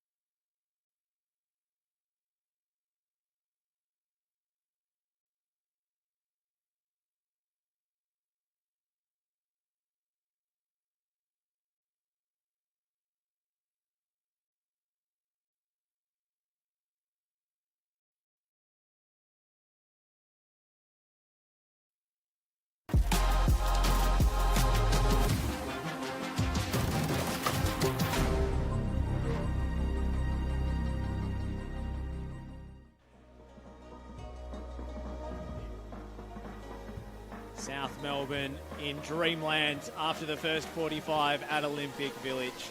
And their supporters are in full voice back on the national stage, and the good times are rolling for Hellas as they lead by 2-0 thanks to Manny Agwek and their captain Marko Jankovic. I'm here with Nick Tolios. Nick, how did Marconi come back from this? We're talking about changes. What options do they have to bring in to turn this momentum around? You're looking at their bench. Busek obviously stands out with what he did last week. Need to get him on nice and early if they're going to get something back in the game, and maybe Jordan Swivel.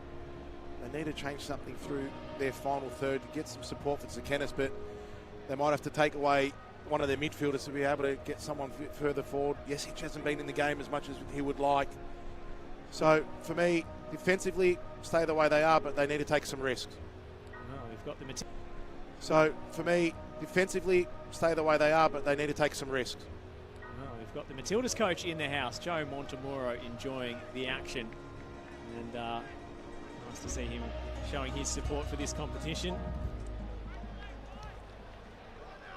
And Olympic Village, I think, has never looked better with all the championship branding around. It's been given a spruce up for the final, Nick. And it has, with the marketing boards, the electronic ones, and yeah, it's been, look, again, the playing surface is top notch. Credit to Heidelberg and the council getting the ground ready, but even before kickoff, you could see both gates were being utilised, crowds coming in. What people haven't seen, the hill's pretty full as well, so great turnout. And you know, the Marconi faithful has travelled as well. They've got their banners up there, so fantastic advertisement of this sport in this country. So again, credit to everyone involved in the Australian Championship. Well, the rain has held off and the turnout befitting a huge occasion. For South Melbourne, as their players come back onto the pitch, how do they see this out in this second half? Because they were playing at such a breakneck speed to start with. Do they need to manage the game here? I think they keep going the same way. You don't want to sit off and invite the pressure. I don't think South will do that. They'll manage the game well. I think they'll slow it down when they have to, but if they have to put their foot on the accelerator, they've got one hand on the trophy. They're going to bring this home. So it'll be interesting to see. No changes by the looks of it, both teams. We were flagging that Oli Laval is set to make his introduction at some point. Usually it's the opposite way around, but Manny Agwek rarely gets through the 90 minutes, so you'd imagine Oli Laval will be the battering ram, the energy off the bench. He definitely will be the energy. He chases down things, works hard. Very smart footballer, runs into channels like Manny's been doing, so almost a like for like. Sinisa Kohadzic speaking about his two strikers, he says you won't find a smarter striker than Manny Agwek, but Oli gives us more without the ball, so it's a real dilemma as to who starts. And today, his decision has been proved very much correct. Eric Saba is ready to get us back underway for this second 45. Marconi will be burning over that goal not given in the first half as we headed into stoppage time. But it's Marconi who kick us off, and Van der Sarg who lumps it forwards. I don't think he meant to do that. I've seen that kick-off routine over in Europe where they just kick it in the air and put pressure on the back four, but I think he overhit it. Trying for the Brentford style restart, but doesn't quite come off. Agwek's getting his jersey tugged. He's with Griffiths. Just stabs it away from Franco Meyer. Bernarda fancies it. Bernie in the way. Bernarda again to cross. So Cheetah's in there. And it stayed in, has it? For Mikola, not quite. Just got up a little bit too early and got underneath it, but a great ball in there by Bernarda. The first shot was blocked by Benny Agwek by the looks of it. Again, you shoot it a little bit too early. Renowned for his aerial ability, but up against the pretty diminutive George Daniel. Fancied in there. 2 goals to his name in the championship so far, Yuki Uchida.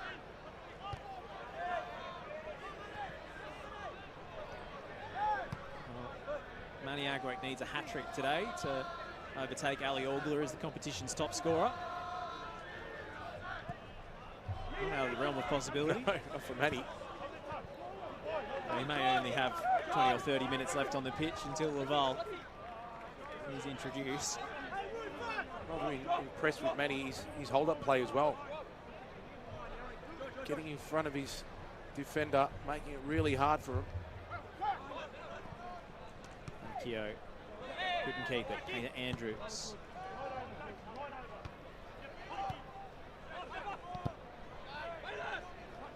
Cheetah. Clever touch, and then Milinaric was collected by Mikola.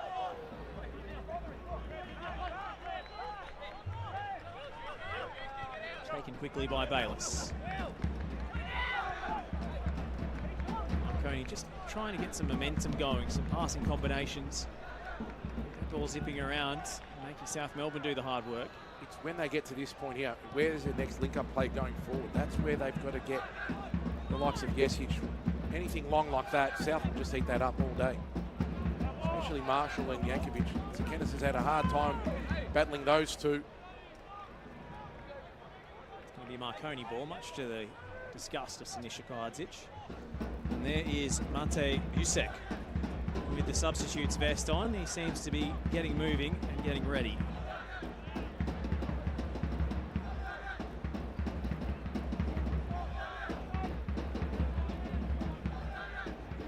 Yesic tries to get some distance on it.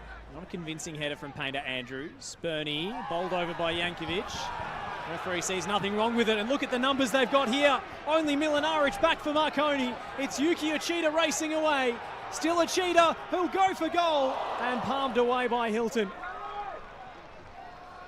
Well, he carried that from the halfway line, Yuki Uchida. And so nearly went all the way himself without being challenged. He's beaten two here. Such a clever run. Eventually, the new signing from Dandenong Thunder is dispossessed. What a great run there by South Melbourne. One of the funny things I saw was Marconi trying to overlap and get past Uchida, and he couldn't do it.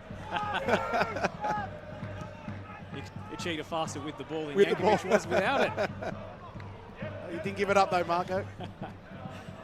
Well, tough to make an overlapping run down the left when you're a central defender. And he looks absolutely gassed now. He looks gassed as well, you see here. He didn't give it up.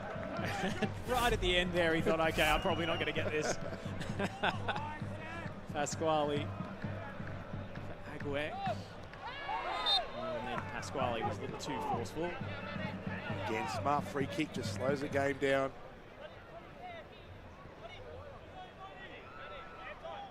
Been good to watch, Seb. Very smart footballer. He's really transformed this team. His presence. Very strong midfield. Pasquale, Uchida, Yanakopoulos. Complement each other well. They do. Could that be a booking? A rather forceful challenge.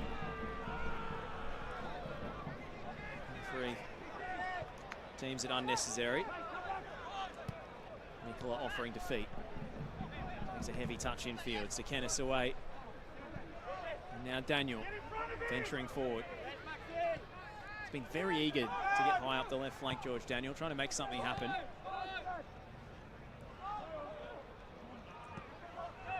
But a lot of the good stuff that's come from Marconi is because of that. Agwick's always going to be offside here.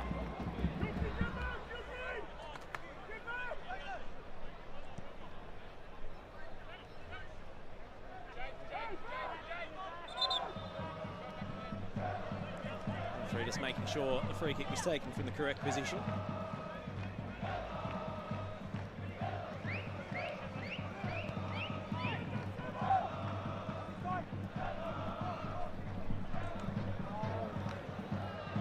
Again, another misplaced pass. That's their momentum, Marconi. They're forced to go long. As you say, there's just no real obvious point of connection between defence and midfield. There's not. Even that quick free kick to open it to the other side. Massive gap in the middle. Someone should be able to link up. Bernarda straight to Hilton.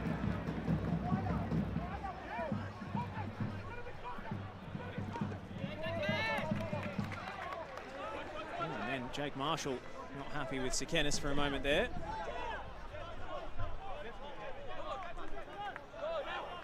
Again, great defending by Marshall. Good to see him sporting the Movember effort as well. Actually suits him.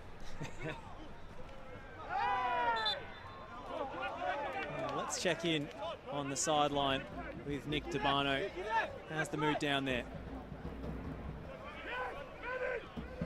Yeah, Josh, still very, very tense. Siniša Kohadzic marshalling his troops to try and get them over the line here, still yelling plenty of instructions, telling them constantly to press and press.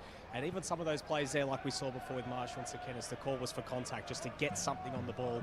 So you can tell very much that bruising style they're looking to see through for the remainder of this game. Just having a look on either benches as well, there's a few subs warming up. Ollie Laval is the single player for South Melbourne, getting ready on that far left-hand side. And down the right, as you mentioned before, Josh, Matej Busek, and as well Noah Anderson warming up at the moment. So I think changes will be in the offing quite soon for both teams. Thanks, Nick. As we flagged at halftime, Tolios. Changes on the flank seems to be Marconi's most obvious route to bring a bit more spark on the field, but you're arguing for maybe a change of shape.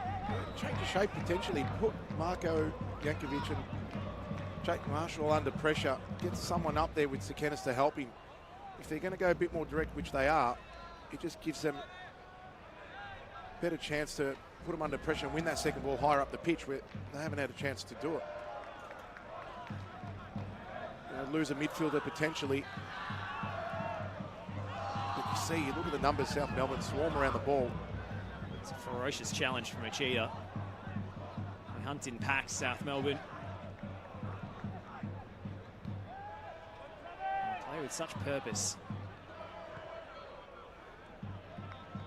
That's what I've loved about South Melbourne's transformation under Siniša Kohadzic. They play so much further up the park, and the set-piece prowess, the long throws are still all there. The defensive attributes haven't been sacrificed. It's just they take so much more initiative in games to put teams under pressure. Which creates more opportunities for their long throws or corners and set pieces, which they thrive on. Well, being positive, playing higher up the pitch, that's what you get.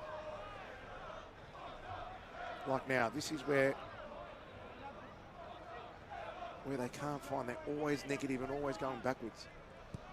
And then it's a long ball, which can they deal with it? Markio had half a chance there. Hayner Andrews should clean up. He'll settle for a throw, Marconi. Jesic. Laid off to Daniel.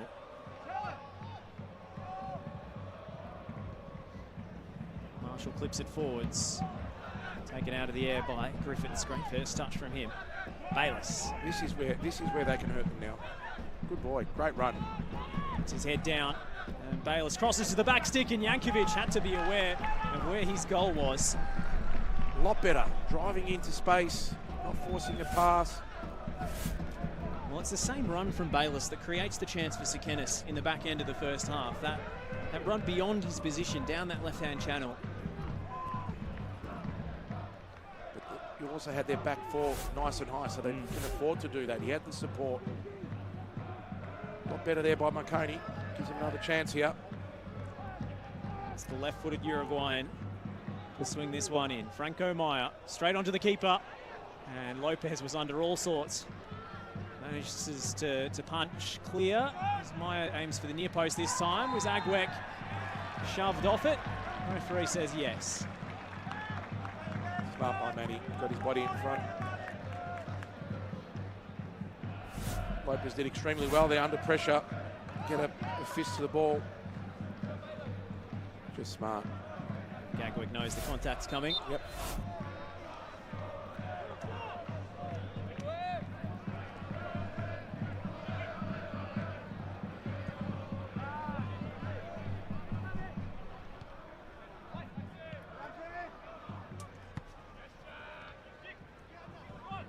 Cheetah. Hands it out of play. We'll get a corner. South Melbourne not far away from reversing the Olympic Village curse. And saw them defeated twice in grand finals here, 2022 and 2023. Speaking to a few of their supporters pre-game who said turning up here brought back a few bad memories. If I can recall, I think the supporters are on the right-hand side. I think they've moved it.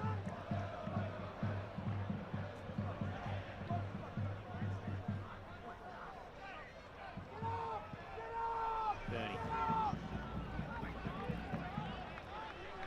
Now this is where they've got to really stop them from playing. Get up. Well, that was the shout that came from the bench, but you see the defensive line is still quite deep. Not sure why they're worried. I don't think Jordy Lampard can throw that far, but they're going to look for a midfielder here. He does have a passing resemblance to Max Mikor, so He maybe does. they've got him confused.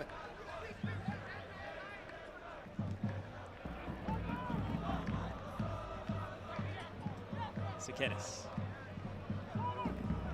Pass wrong foot, Jesic.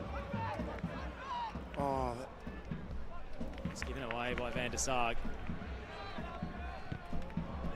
Milinaric sliding in. Nikola thought he was fouled by Marko Jesic. He thumps the turf in frustration. As Marconi come away with the ball. Daniel. Akio turning on the afterburners here.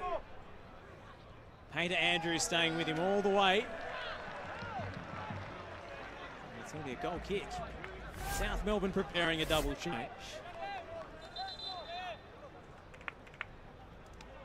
And it's going to be Ollie Laval and Alex Menelau to come on. And Matty Agwek, well, he's not happy he's been replaced. His reaction when his number went up was one of great disappointment, but his goal in this grand final will always be remembered. What a great occasion for him. Took his chance. Smart move here by Sinisa. Bring on some fresh legs. It's going to be Yanakopoulos who's withdrawn. Menelau coming on at the base of midfield. I'm not sure. Must be carrying an injury. Doesn't look happy.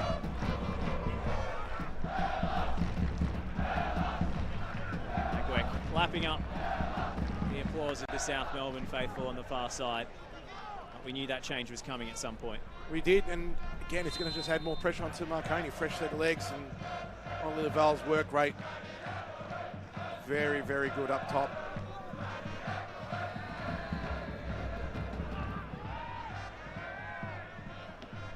The last thing you want to see when you're a central defender who's been under the pump all afternoon is Ollie Laval sprinting at you as soon as you get a touch on the ball.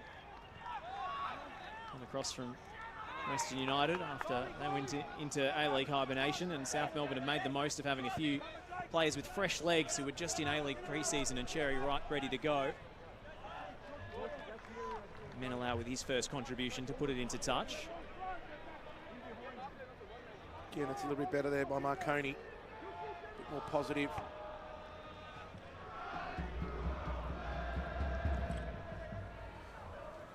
Yanakopoulos coming off. There's another tall player that South Melbourne had, so it'll be interesting to see. Menelau now picking up his role. Played a great deal of minutes, Menelau. He was an unused substitute last week against Heidelberg.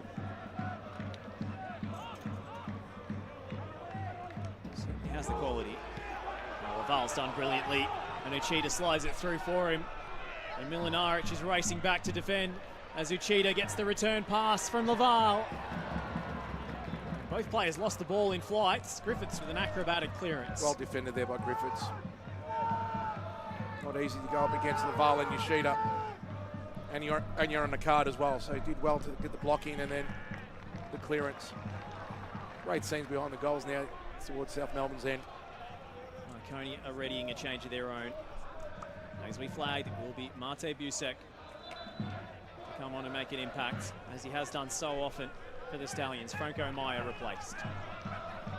He picked it, like for like. Winger on for a winger. Franco Meyer's afternoon ends in disappointment. Early mistake to give away the ball to Agwek for the opening goal, so costly. Despite all his endeavour, his creativity on the ball, not able to make something happen for Marconi today.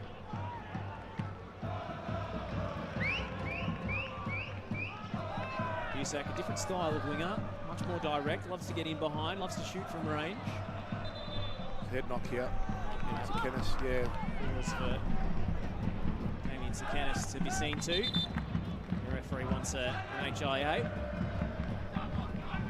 Now the Marconi travelling supporters still in full voice, getting behind their team. And it turns out it's a false alarm. The medics have gone back to the bench. know what? It's one of the biggest medical bags I've seen. It's almost a medical suitcase. I think it is. Well, good to see he's well supplied. No, 100%.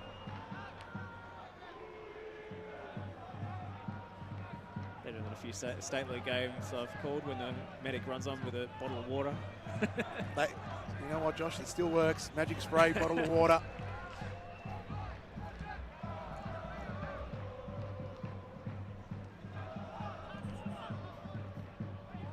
Good tackle. And a Sark forwards.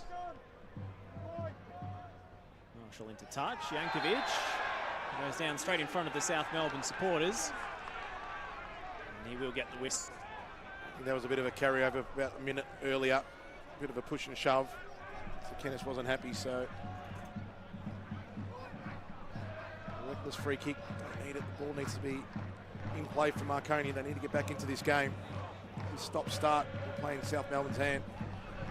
More time off the clock, the happier Hellas will be.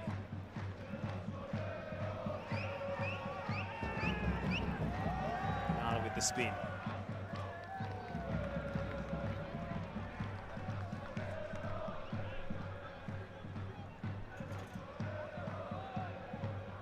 Siniša Kohardzic still looking a little anxious on the sideline. He's kicked every ball, headed every clearance. Now Max Mikkola will go with the short option. Lampard to cross. He's got all the time in the world to measure this one. Yankovic felt he was held. Ball ends up behind the goal. Great ball in again by Jordan Lampard. Marconi setting up for the long throw. South Melbourne very smart. I think in the next couple of minutes, anything like that, I think Marconi leave a couple of players up top. They've got to chase the game. James Hilton, when he does get the ball, his release has been fantastic. Looks like Geordie Swibble is ready to make his introduction. So another striking option on the pitch for Marconi. Akio, a little shove on Bernardo. Enough to get away with. Bayless.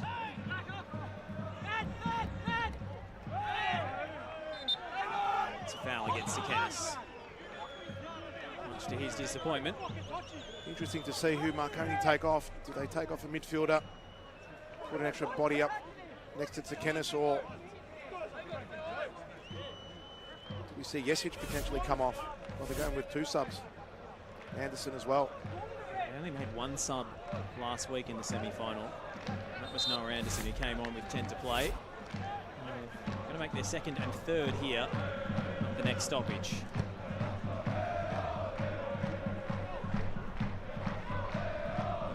Work for Griffiths to do in the physical duel with Laval.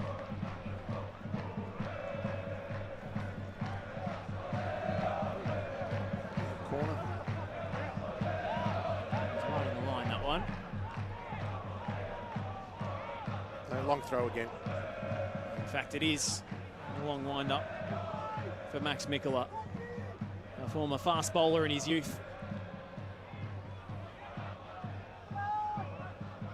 Lampard hooks it to the back stick. Mikkola's waiting. Heads it back inboard. Pasquale helps it on. Yankovic underneath it. And now Bernardo with the spectacular. But the offside flag had already been raised. And here's that double change for the Stallions. Marko Jesic, the captain, will be withdrawn. And so too Damien Sikenis. So it's a straight swap up top. We'll see who plays in that number 10 role though. There's Noah Anderson is much more often played wide. Looks like Akio's going central. Maybe they are going with the two up top. Anderson's gone to the right. Busak switching flanks. Yeah. And it looks like two strikers to me. Which is good. They needed to try something. Also release Bayless a bit further forward too. Here we go. Peter Sikenis is not going to die wondering. Have to take a risk now.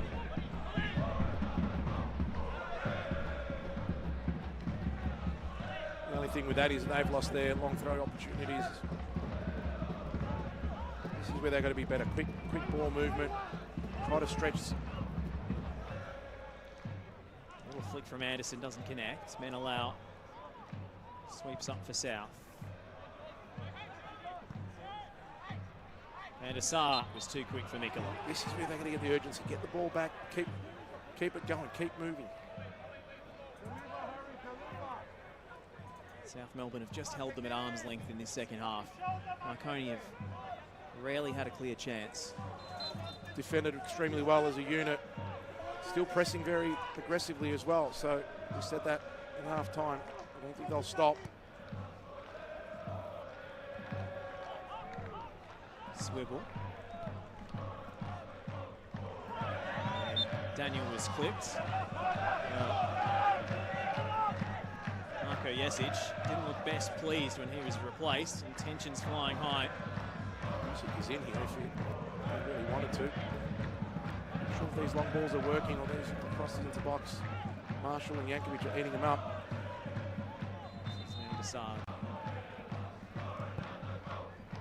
Stands it up. Lampard's header away as far as Anderson.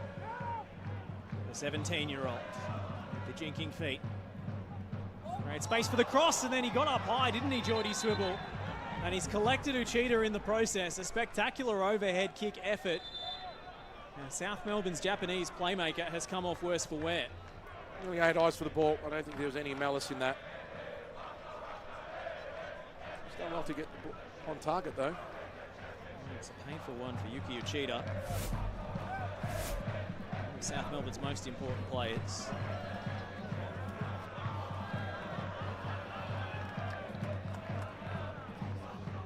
Geordie Swivel, well, we don't want to discourage overhead kicks, but it's in a highly crowded area. That could have done a little bit better there to try and keep Uchida away from the ball. I think he had eyes for the ball as well. That's what South have done so well off those set pieces, is just blocking the defenders from staying with their man. And Bernardo in particular, you were highlighting before how smart they are off those routines. I think that's one thing they kept, like you said earlier, defense.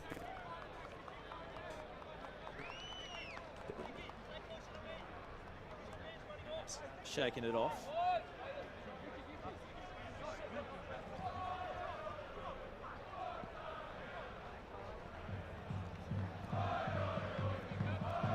Cheetah has been ruled fit to return to the game, which is a great relief for South Melbourne. Such an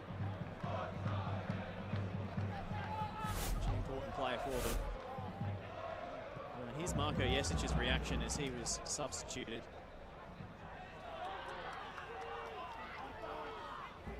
A few harsh words exchanged. Anderson brought down by Lampard. Clever tactical foul. South Melbourne just trying to take momentum out of the game from Marconi. After such a hot start, tempo has slowed. Cheetah looking to put the accelerator to the floor again. Bernardo. Laval's waiting in the middle. Combining with Uchida. And back out wide to the Argentine. Wriggle free of Tyrone Burney. There was no way past, and the right fullback has done superbly there.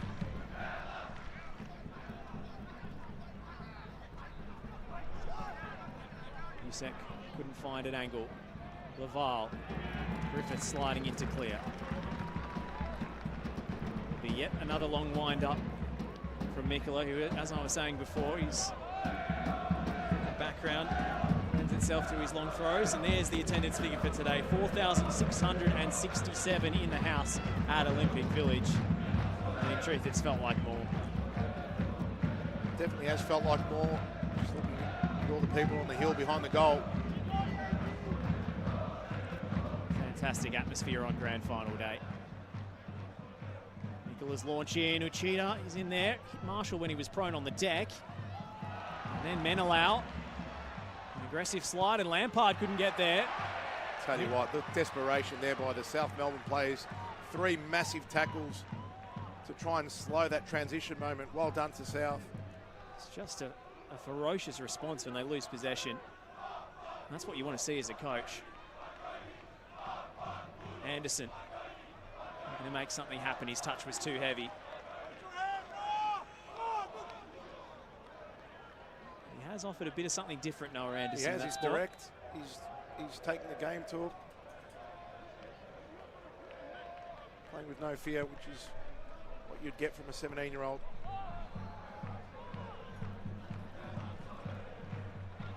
Mid-season signing from SD Raiders. Mickler's in. Here's a good pass from Rachida, and they've got all sorts of options here. Max Mikkola might go it alone. He just held on too long. He wanted his left foot. He just stopped for some reason. Wasn't sure. Didn't trust his right boot, Max Mikkola. No, he's frustrated with himself there. Could have been his moment. And South Melbourne sealer just invited the defenders back into the equation. He did. I think he was caught in 2 minds whether to go back across to Lavelle or get onto his left foot, but Marconi lucky there. A bit of indecisiveness from South Melbourne may have let them off the hook. 1 goal could change this game completely.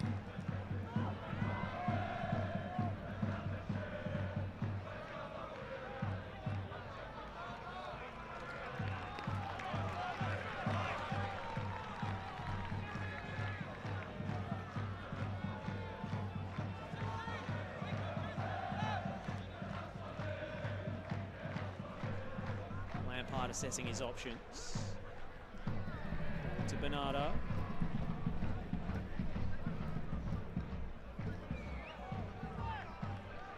Coney throw. Let's go down to pitch level. Nick DeBano, what have you got for us?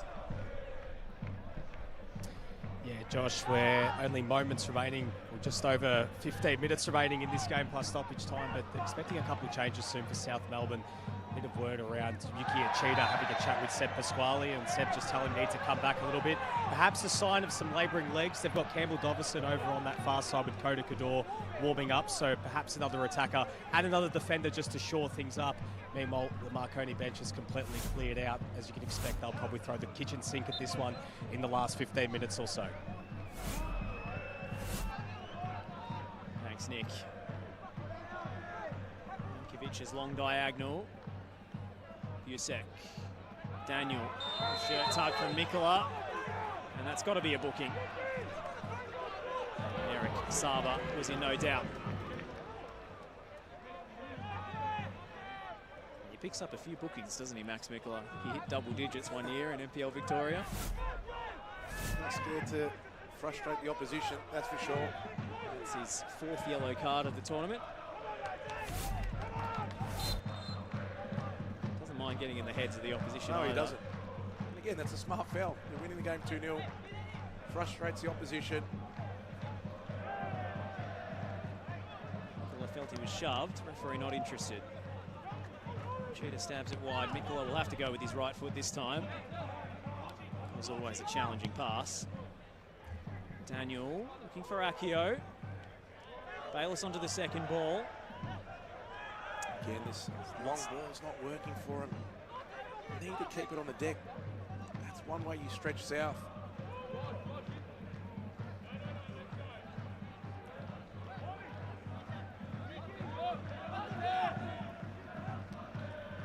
Siniša Kahadzic has been saying they're different for every opponent. They change what they do based on the opposition.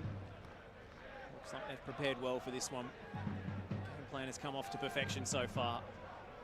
Yeah, the first 35 minutes, we're both sitting up here watching the pressure they put on Marconi. Actually compared them to Auckland, which South Melbourne faced in the Australia Cup this year, as a team who's very disciplined and direct. Looks to keep things pretty simple. Maybe the preparation for that game has assisted with this one. Be it a number of new players have come through the door since then at Lakeside.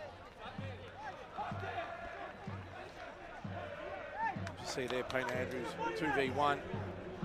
won the battle. Just the ball movement by Marconi there.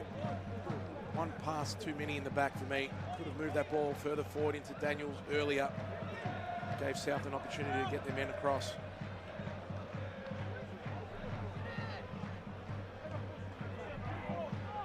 I think Bernarda's struggling at the moment, looking at the far side. He's worked extremely hard.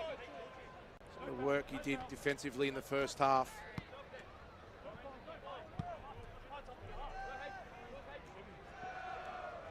It's a tough pick for man of the match. I think I'd probably gone for Yankovic, but there's a lot of contenders.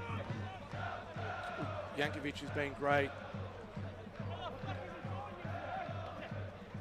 Pasquale, yeah, that was my next. That was my next one. Pasquale in the midfield. Look at his work rate again. Look at that. Milinaric wearing the captain's armband now in the absence of Jesic. Busek. What a bounce, miscommunication with Bayliss. An opportunity lost. Laval. Involving Mikula now. Menelau. He'll be used to big occasions. Alex Menelau made his Melbourne victory debut in a friendly against Manchester United at the MCG. This is Geordie Swibble. Swivel's cross to the back post. No one there to meet it. Busek throws a step over and sizes up Jack Painter-Andrews. Knocked back to Van der Sarg to cross. Misses everybody in the mixer. And Bernarda will just let it run. That's where Anderson, I know he's covering for his fullback. In a grand final, you're losing 2-0. You need to be gambling towards the back post. You've got enough cover in the back, 2v1. Got to take some risks now. Even when Swivel got that ball in, there was no one in the box.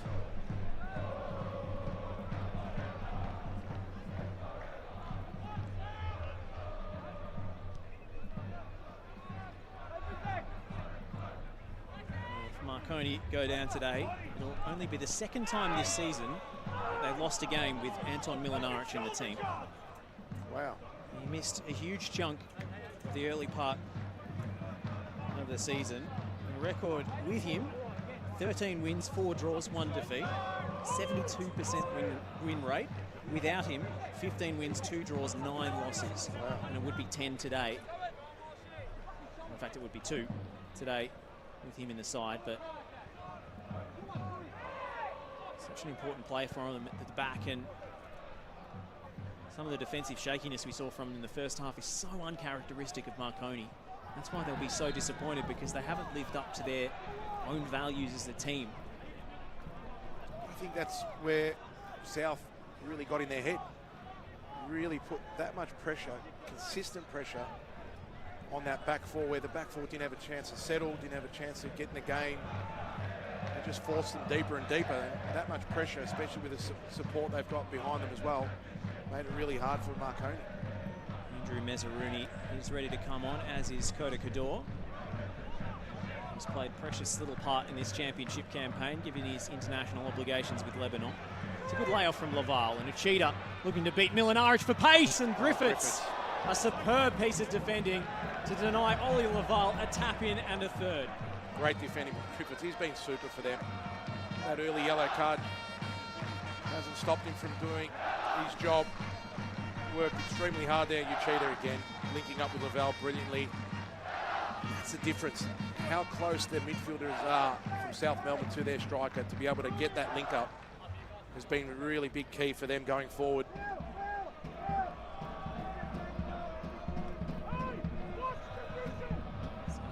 Yet to make those changes. Marconi have options ready as well. Mikula's ball in. It's a simple header away for Milinaric.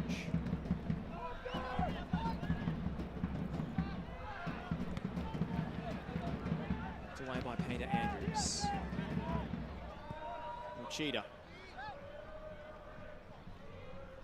Great use of the body by Bernarda, but the pass was a little loose. Switch. Backwards. Yeah, he's being so many of those opportunities when they win the ball, Marconi, they're not being taken. And again, 2 negative passes there, and it lets South Melbourne get forward.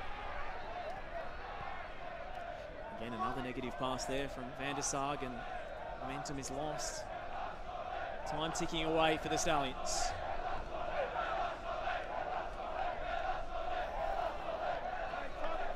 Jake True is ready to come on for Marconi, and we'll have those substitutions now.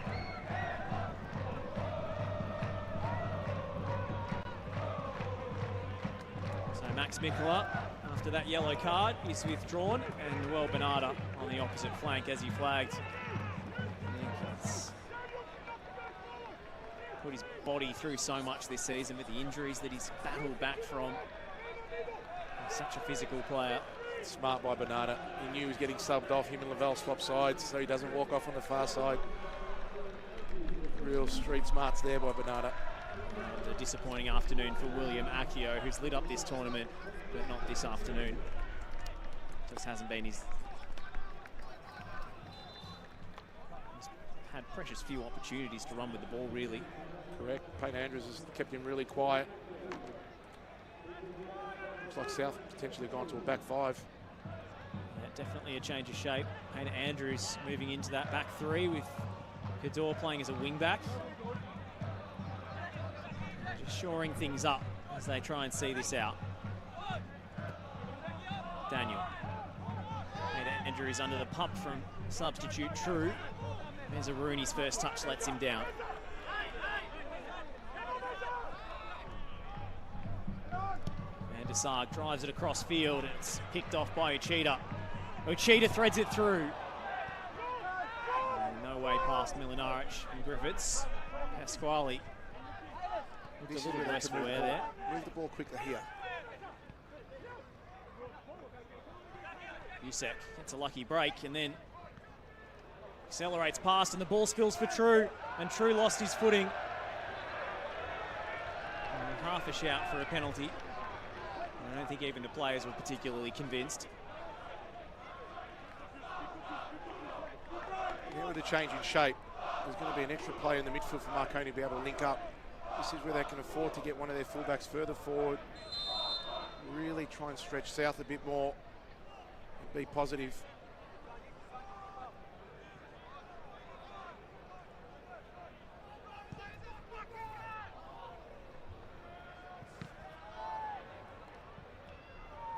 Bayliss. Griffiths. Painful one in the middle of the pitch, and we may have an injury stoppage here. It's Van der Sar who's down. Marconi play on. Paint to Andrews. Bounce was too much for Pasquale. Bayliss. Bernie. Time to measure this cross. Jake True waiting in the middle. Pasquale volleys clear. Laval. Side steps Milinaric. And then Busek. Great work to get back. Still alive for South. Kador finds his former Western United teammate in Laval. Kador rides the challenge. Brilliant from Kador. Mezzaruni, and the flag is going to deny him here as he puts the chance away. Everybody had stopped, and he gets a yellow card for playing on. Well, that would have been close. I thought they'd keep the flag down just in case of a challenge, but he did look offside. Assistants instructed if it's in doubt to keep it down. If they're very certain, raise it straight away to avoid any potential collisions between attackers and goalkeepers and so on. Yeah. Which, as a coach, does frustrate you at times.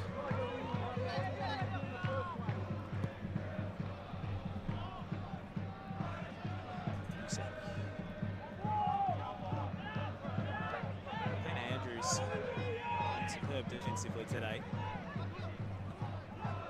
Daniel. Bayliss finding a gap. Jake True. Trickles through the goalkeeper. Disappointing end product there. The former Wollongong Wolf. Leach is coming on as well. Pasquale's probably... He's looking a little worse for wear in the middle of the pitch a moment ago, Pasquale. He's got through so much running. especially for a player whose career has been so blighted by injuries. He looks in tip-top shape at the moment. It's good to see. I'd love to see it. Players playing that game they love, not being out with injury, so it's great to see him back, and what a moment for him to come back to win something. Laval. Messeruni not giving anything away in the 50-50 with Milinaric. And Messeruni's got to be careful here. He's on a card already. I think he was any else. I think they both went in pretty hard.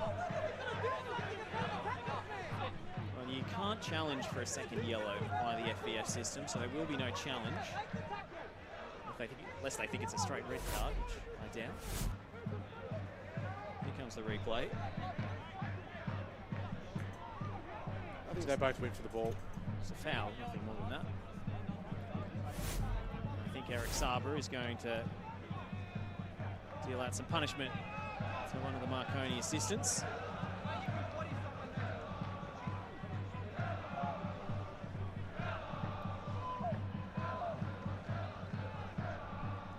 Charlie Leach ready to make his introduction after this set piece. First, Harry van der Sark sizes up the options in the middle. Milinaric and Griffiths are forward, as you'd expect. Back post delivery, Anderson.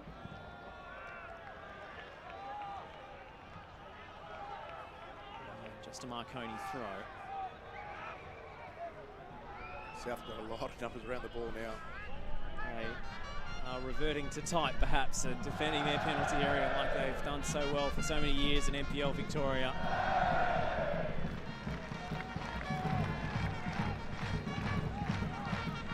No one back for Marconi at the moment. They are rolling the dice here. Swivel, Busek loves to hit them from range, but the flag was up, as you say.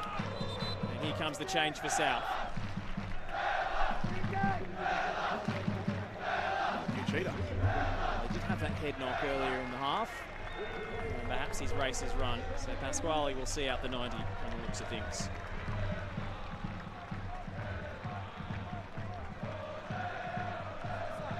Well-earned break for Yuki Uchida, who's been such a fantastic signing for South Melbourne in this window.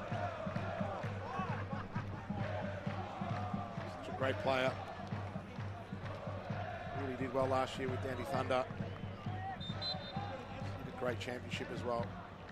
2 years before that, he was playing in the second tier with Northcote City. So Thunder saw something in him to take a chance on him in the top flight. And now South Melbourne have said thank you very much. How quick things can change, Josh. Keep persisting. He was fantastic for Northcote. Whoever went to watch him. He didn't have the number of goals he scored this season, but always bright and lively.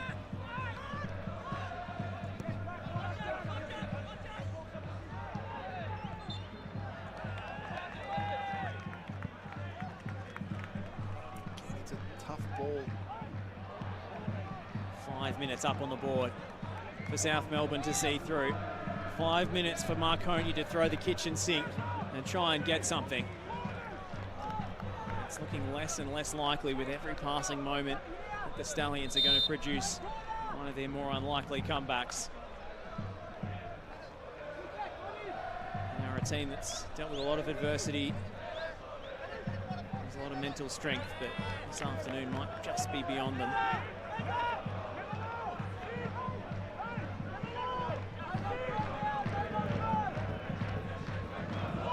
First time they've met since 2004.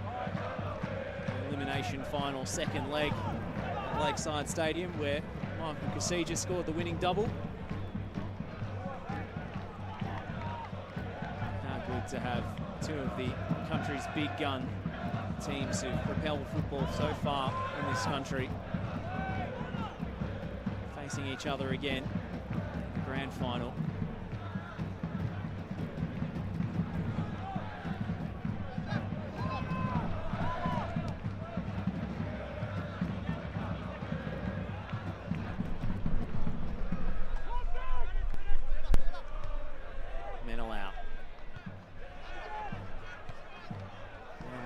With the header. Bernie. Again, the fresh legs of South Melbourne still pressing. Anything negative, they're still going to press. forces Marconi long. We've seen so many of those aimless balls from back to front this afternoon. We have, unfortunately for Marconi, nothing stuck.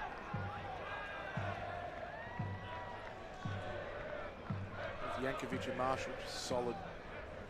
It's just a credit to South of how they've so persistently disrupted the build-up play, forced Marconi into those hopeful loop balls forward.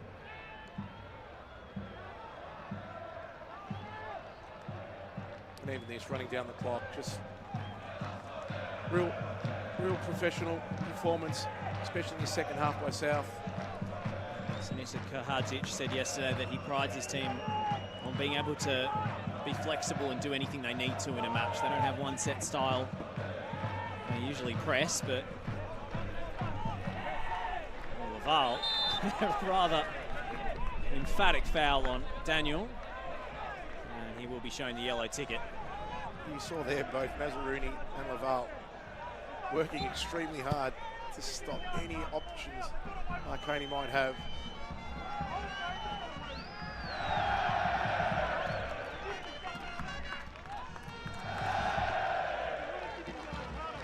Look at that scene in the Olympic Village grandstand. It is absolutely rocking in there. And now it's kicked off on the pitch as Ollie Laval gets into it with Anton Milinaric. The temper's boiling over as James Hilton tries to play peacemaker.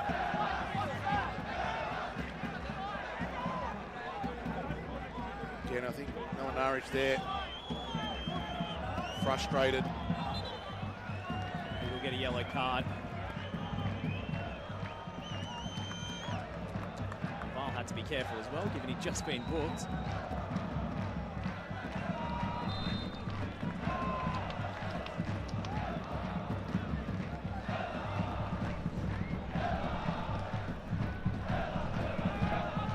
Village is blue and white this afternoon. South Melbourne have fought so hard for every ball, and they could be on for a third here as Mazzaruni stabs it forward for Laval, but the flag was already up. Gee, that grandstand would have gone off if a third goal went in. And James Hilton done extremely well. Came out nice and quick. He didn't know who's going to be offside there. James Hilton can hold his head high after today's display. Made a really good save to claw it away from the bottom corner. And the celebrations are already underway on the South Melbourne bench. Sinisa Kahadzic is mobbed by his coaching team.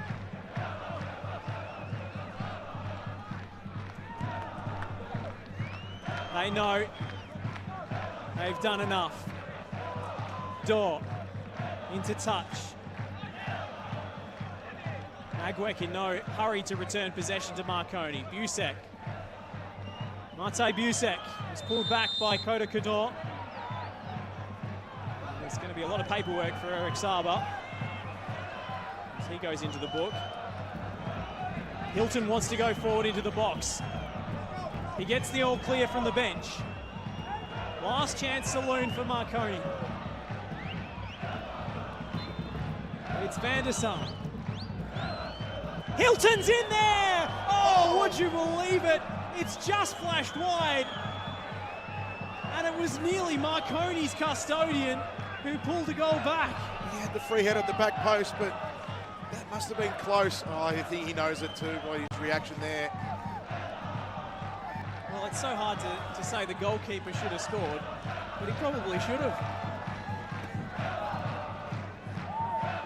South Melbourne's clean sheet intact. And they are the champions. Olympic Village turned blue and white as South Melbourne lift the inaugural Australian Championship. From a relegation battle to the pinnacle of football at this level, Sinisa Kahadzic has masterminded an incredible turnaround. And they were up for it today. An electric start, too hot for Marconi to handle. Manny Agwek with one of the great South Melbourne goals. Marko Jankovic with a captain's knock. And Marconi were undone. Jake Marshall is lifted aloft. The rumour mill suggests that might be his last game for South Melbourne. If so, what a way to go out.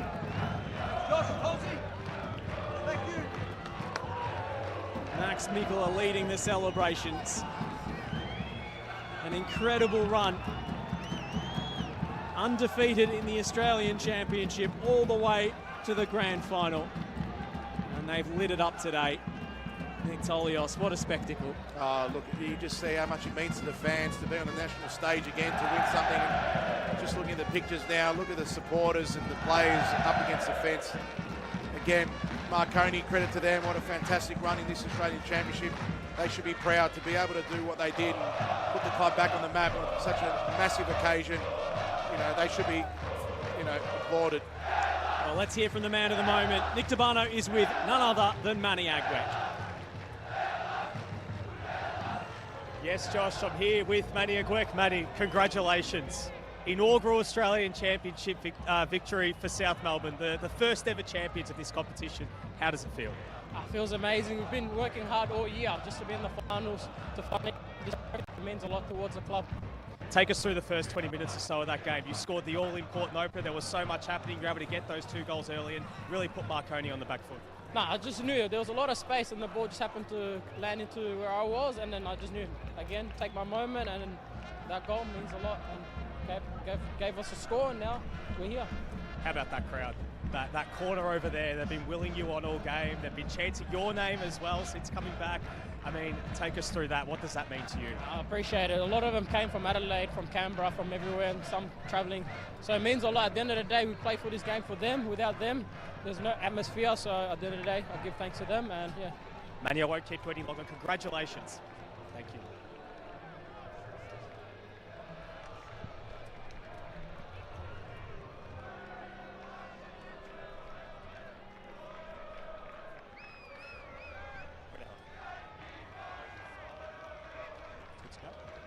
Here now with South Melbourne captain Marko Jankovic. Marko, how's it feel? Incredible. I can't really put it into words. I mean, the boys have worked so hard, and it's been a really tough year for the boys that have been here the whole ride. And yeah, I'm just so happy for the players, for the coaching staff, the board, and especially these fans. I mean, they're incredible. They've waited 26 years for this, and yeah, I'm just so proud to be able to give that back to them. Yeah. On the first 20 minutes, Manny open scoring. You had a second, you've got Marconi on the back foot. You've got this crowd behind you willing you on. I mean, how amazing was that? It was amazing. I mean, it's exactly how we wanted to start the game. We knew that if we could be strong in set pieces and mistakes, and grand finals always a matter of moments, and we took the most of it those first 20, and yeah, look, I mean, we had to defend at certain points, and we defended well, but yeah, it was an amazing game, and yeah, I couldn't be happier. What an incredible 10-month journey for this club, Marko. I mean, think about where the club was only months ago to now being the inaugural Australian Championship winners. I mean, when you think about this 10-month journey, like, I know it's only still very raw, but what goes through your mind? I mean, I don't really know how to comment on that. I mean, it's like, I know that the core group that we had and the players that we added, that we could turn things around in May, especially with Sinisha, the way he changed things. I think, I always had belief that we'd get out of the relegation fight and have a chance in this competition. And, as I said, when you got fans like this behind you, it feels different. Honestly, it does. And we're in a very privileged position to be able to have those fans week in, week out. And yeah, it was an amazing night, amazing day. Go celebrate, Marko. Congratulations yet again. Here now. Marko Jankovic. What a leader for South Melbourne. And the trophy lift is coming up on the other side. We're off to a short break. South Melbourne are the inaugural winners of the Australian Championship by 2-0.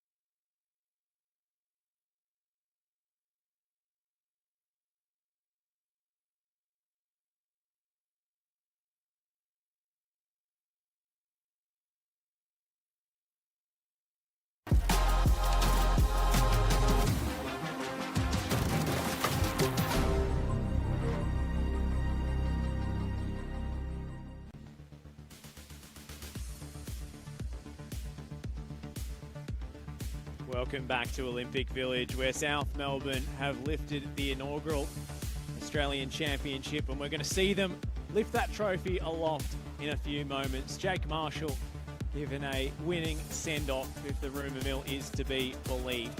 But speaking of belief, South Melbourne always had it.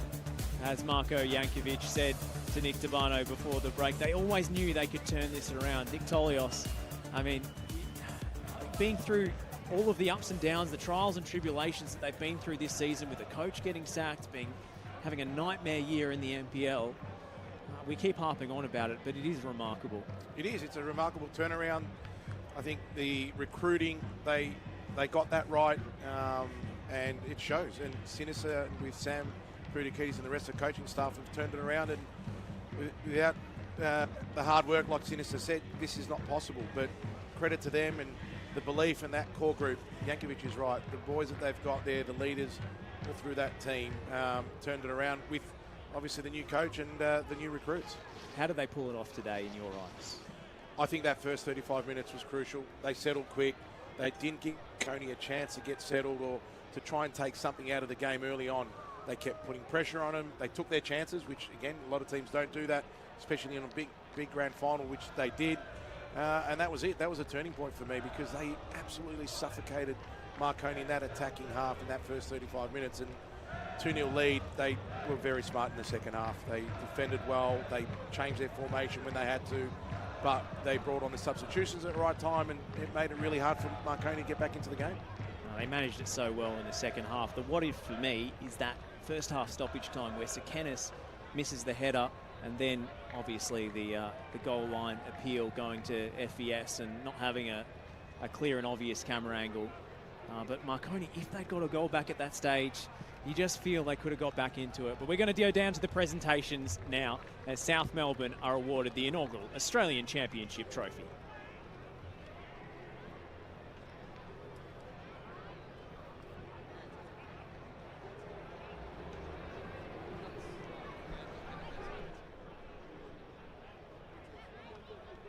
Legendary clubs, can you please join me in congratulating both South Melbourne and the Marconi Stallions? Would you please now join me in welcoming onto stage the official party for today's medal presentation. Trevor Morgan, Technical Director of Men's Football and Head Coach of the Men's Under-20 National Team, South Melbourne legend Paul Trimboli, and Marconi Stallions legend Tony Henderson. Football Australia would like to take this moment to acknowledge and thank Australian Championship partners Movember, MITA, and the official broadcast partner SBS.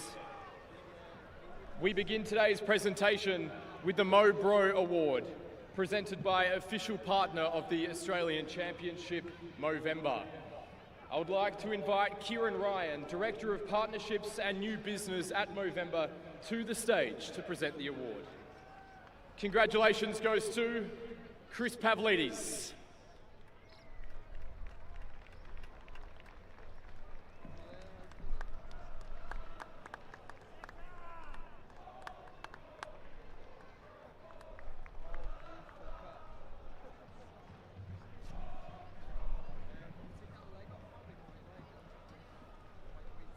The Australian Championship has teamed up with Movember to champion better conversations, connection and better health for men across the country. And as part of that partnership, we're celebrating someone who lives those values day in, day out with the Mobro Award. He shows up for his community, leads with respect, and is a kind of person who brings people together. Today's recipient, as we've just heard, is Chris Pavlidis. Thank you.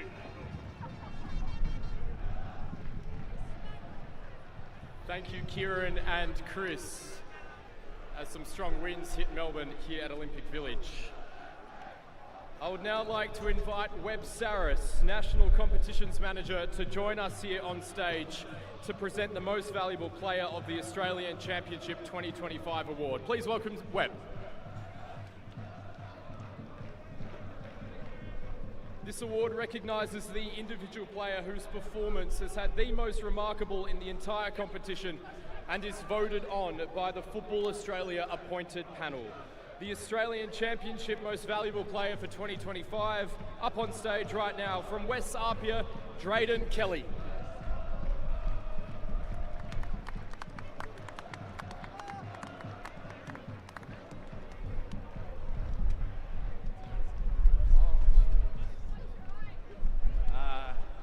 I mean, it's an honor. It's been a long season. It would have been great to be here as well. Congrats to the winners. I should say my thank yous. I want to thank my family, my missus, and I'm just grateful, very grateful. So thank you. Congratulations straight on, and well done to Webb. I would now like to invite the match officials forward to receive their medals to be presented by Combank Matilda's head coach, Joe Montemuro. Please welcome our match officials forward, beginning with Eric Saba,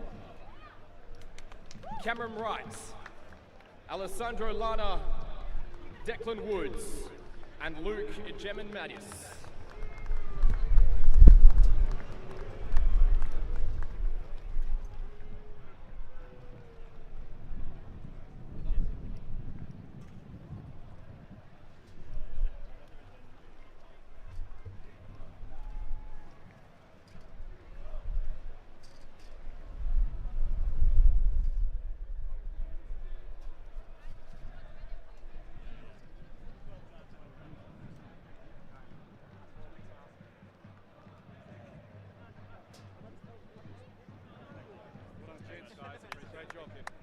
Thank you, Joe, and congratulations again to our match officials.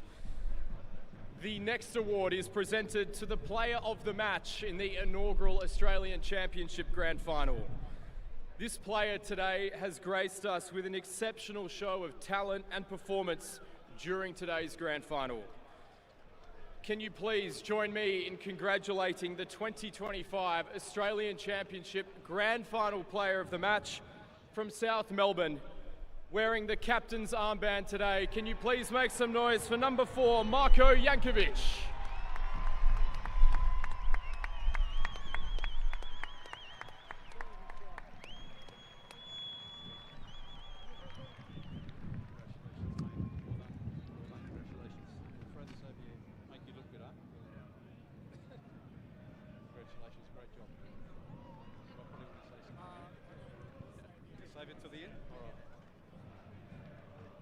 I'd like to now ask the Marconi Stallions captain Marko Jesic to join us up on stage to be presented with the runners-up medal by Marconi legend Tony Henderson and to say a few words. Please welcome Marko.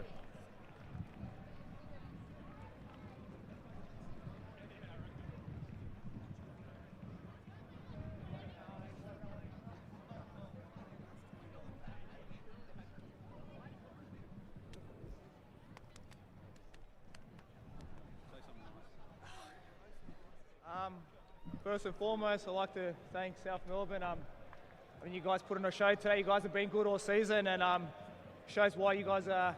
He's carried you can be champions today. He's defensively unbelievable, and going forward, he's good. Thanks to everyone who came out. It was a good atmosphere. Thanks to our fans. You guys are amazing. You guys travelled a long distance to be here. Appreciate that. Our boys, we've had a long season, 13 months, and it's been a grueling 13 months. And obviously, we came just a little bit short, but credit to you guys, you didn't give up. And look, we'll come back bigger and stronger next year. Thank you, everyone.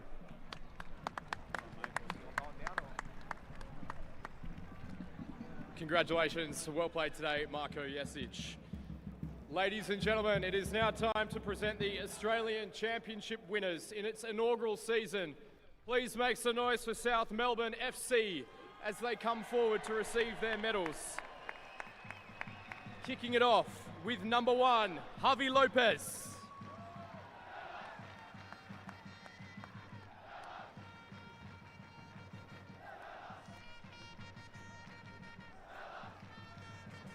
Number 3, Jordan Lampard.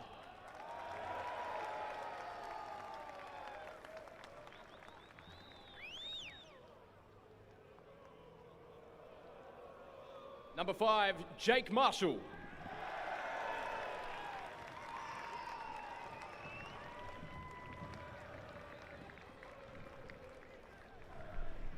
Number 10, Manny Agwek.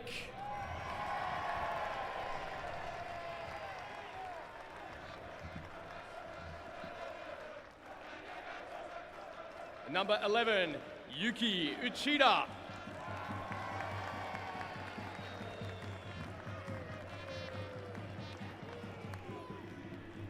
Number 14, Alex Menelau.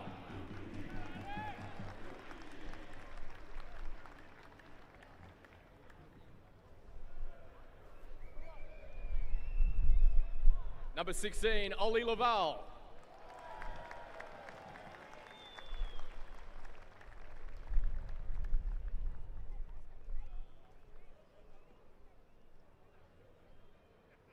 Number 17, Thomas Giannakopoulos.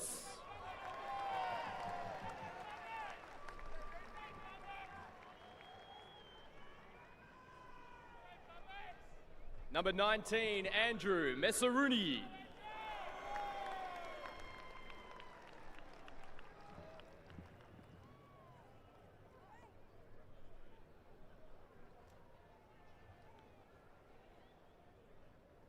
Number 21, Sebastian Pasquale.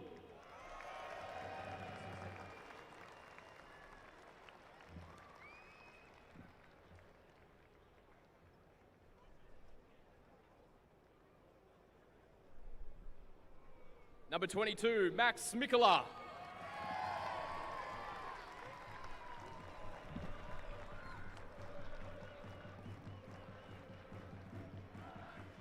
Number 23, Koda Kador.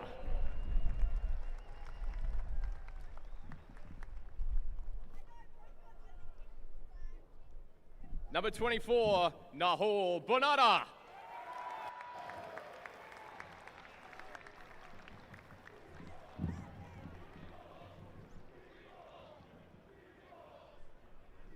Number 26, Campbell Dovison.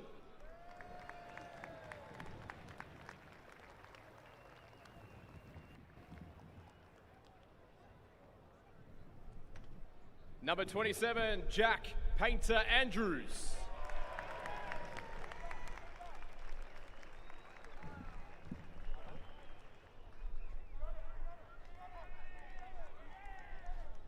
Number 30, Jake Charleston.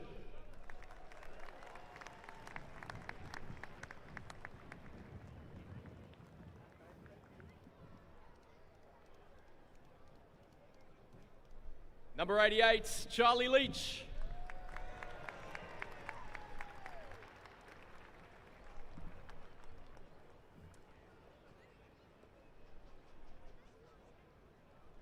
Head coach of South Melbourne in front of his adoring fans. Can you please welcome Sanisha Kohadzik.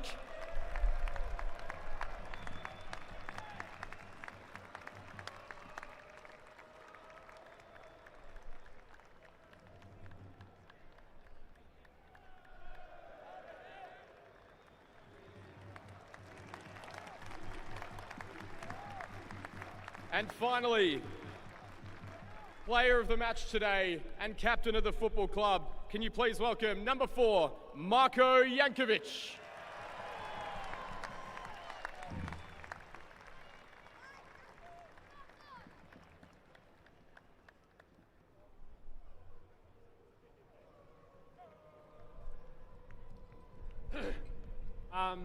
Firstly, I just want to do a massive shout out to Marconi. You guys have been an amazing team this whole competition. It's always hard to lose a grand final, but I think you guys really showed everything that you're about in this competition so far, and I wish you all the best. It's not, not over for you guys. Secondly, I just want to thank Football Australia for putting on this competition. I know it's been a few years in the making, but I think from what we've seen the past 9 weeks, football's not dead in this country, and there's plenty of clubs, plenty of players that are going to push to the next level, and this is exactly what we need.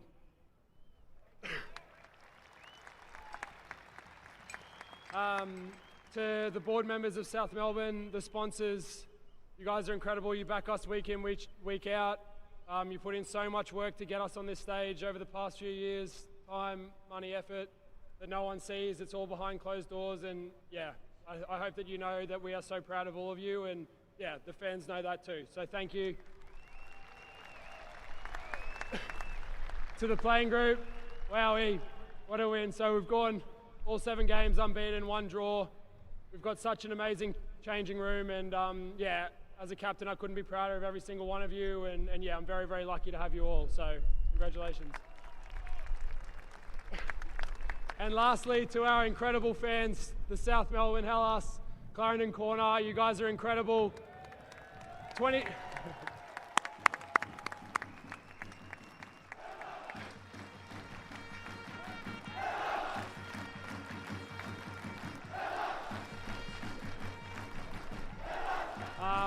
Yeah, 26 years you guys have waited for us to be on the national stage again and to bring you home this trophy.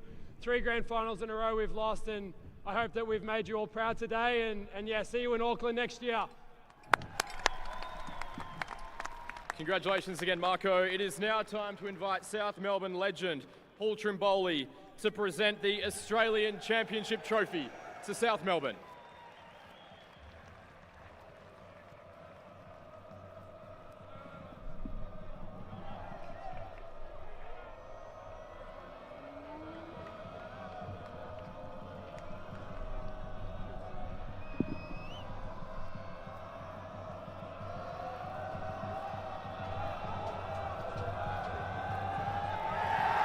History is written here in Melbourne. Congratulations to South Melbourne, inaugural winners of the Australian Championship.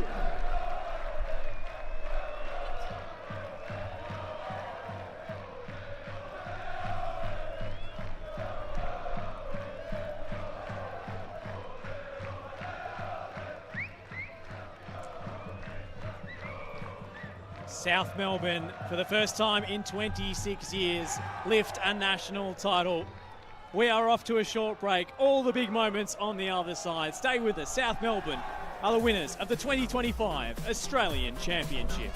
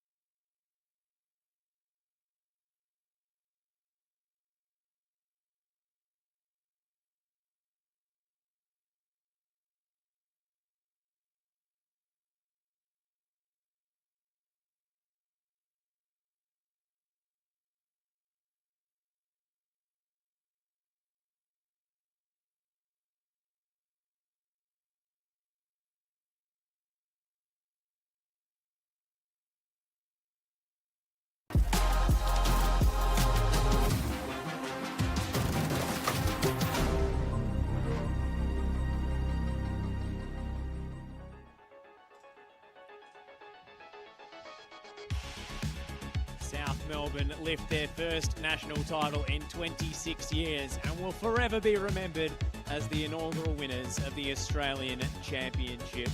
What a campaign, undefeated the whole way through, and they were more than value for money this afternoon.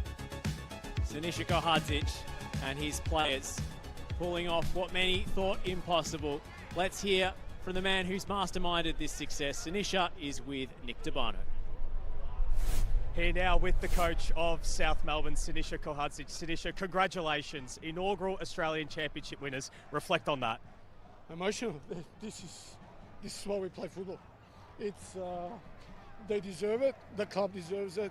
The boys deserve it, and myself probably deserve it on the end. But what can I say? We set ourselves to do something, and we actually hurt them in two areas that we actually practiced on during the week. We got it right, and it was about now holding on the end, and wasn't pretty on the end, but that's what you do in the finals. Take us through the opening 20 minutes. Marco said it was so important to start strong. You started strong and some. You had 2 goals in the net in the opening 20 minutes of the game. Take us through how important that was. Yeah, it was very important to us to start with the right energy. As you can see, last 15 minutes, we dropped off with our fitness levels because we knew that the first 30 minutes will be crucial. We knew that if we get set pieces, if we dominate them, if we win the ball on transition, then we're quicker and then we're able to dominate them with taller players in the box. So it worked well, and now it's in our cabinet. Sinisa, you said yesterday, winning this championship, it's for all the coaches out there who have gone through a very similar journey to yourself. Well, now you've done it. You've got your hands on that trophy, and I'm sure there are many other coaches around Australia watching on and seeing what you've done and would feel very inspired by it. How does it feel? I hope someone has the opportunity and the road that I have, and hopefully I change the narrative of other clubs. Sinisa, congratulations. Go celebrate with the team. Thank you very much.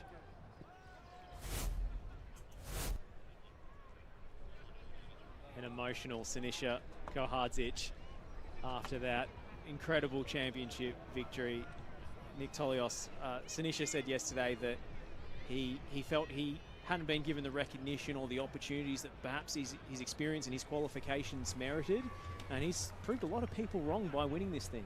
He has. He's turned the club around. We were talking about it off air that, 10 months ago they were fighting a battle to stay up in the NPL, and 10 months later they've just won the Australian Championship. So credit to him, and credit to South and the board for giving him an opportunity where, again, like you said, not many people did. Well, a lot of people viewed him as a short-term caretaker option until they found a real coach, and it turns out he is one hell of a coach. Why not? And again, the support he's got with Sampu Dakitis next to him, they've been brilliant. And again, their style of football to change the way they did from where it was with Esteban to where it is now, completely different. But there's aspects of what they had that he's brought in.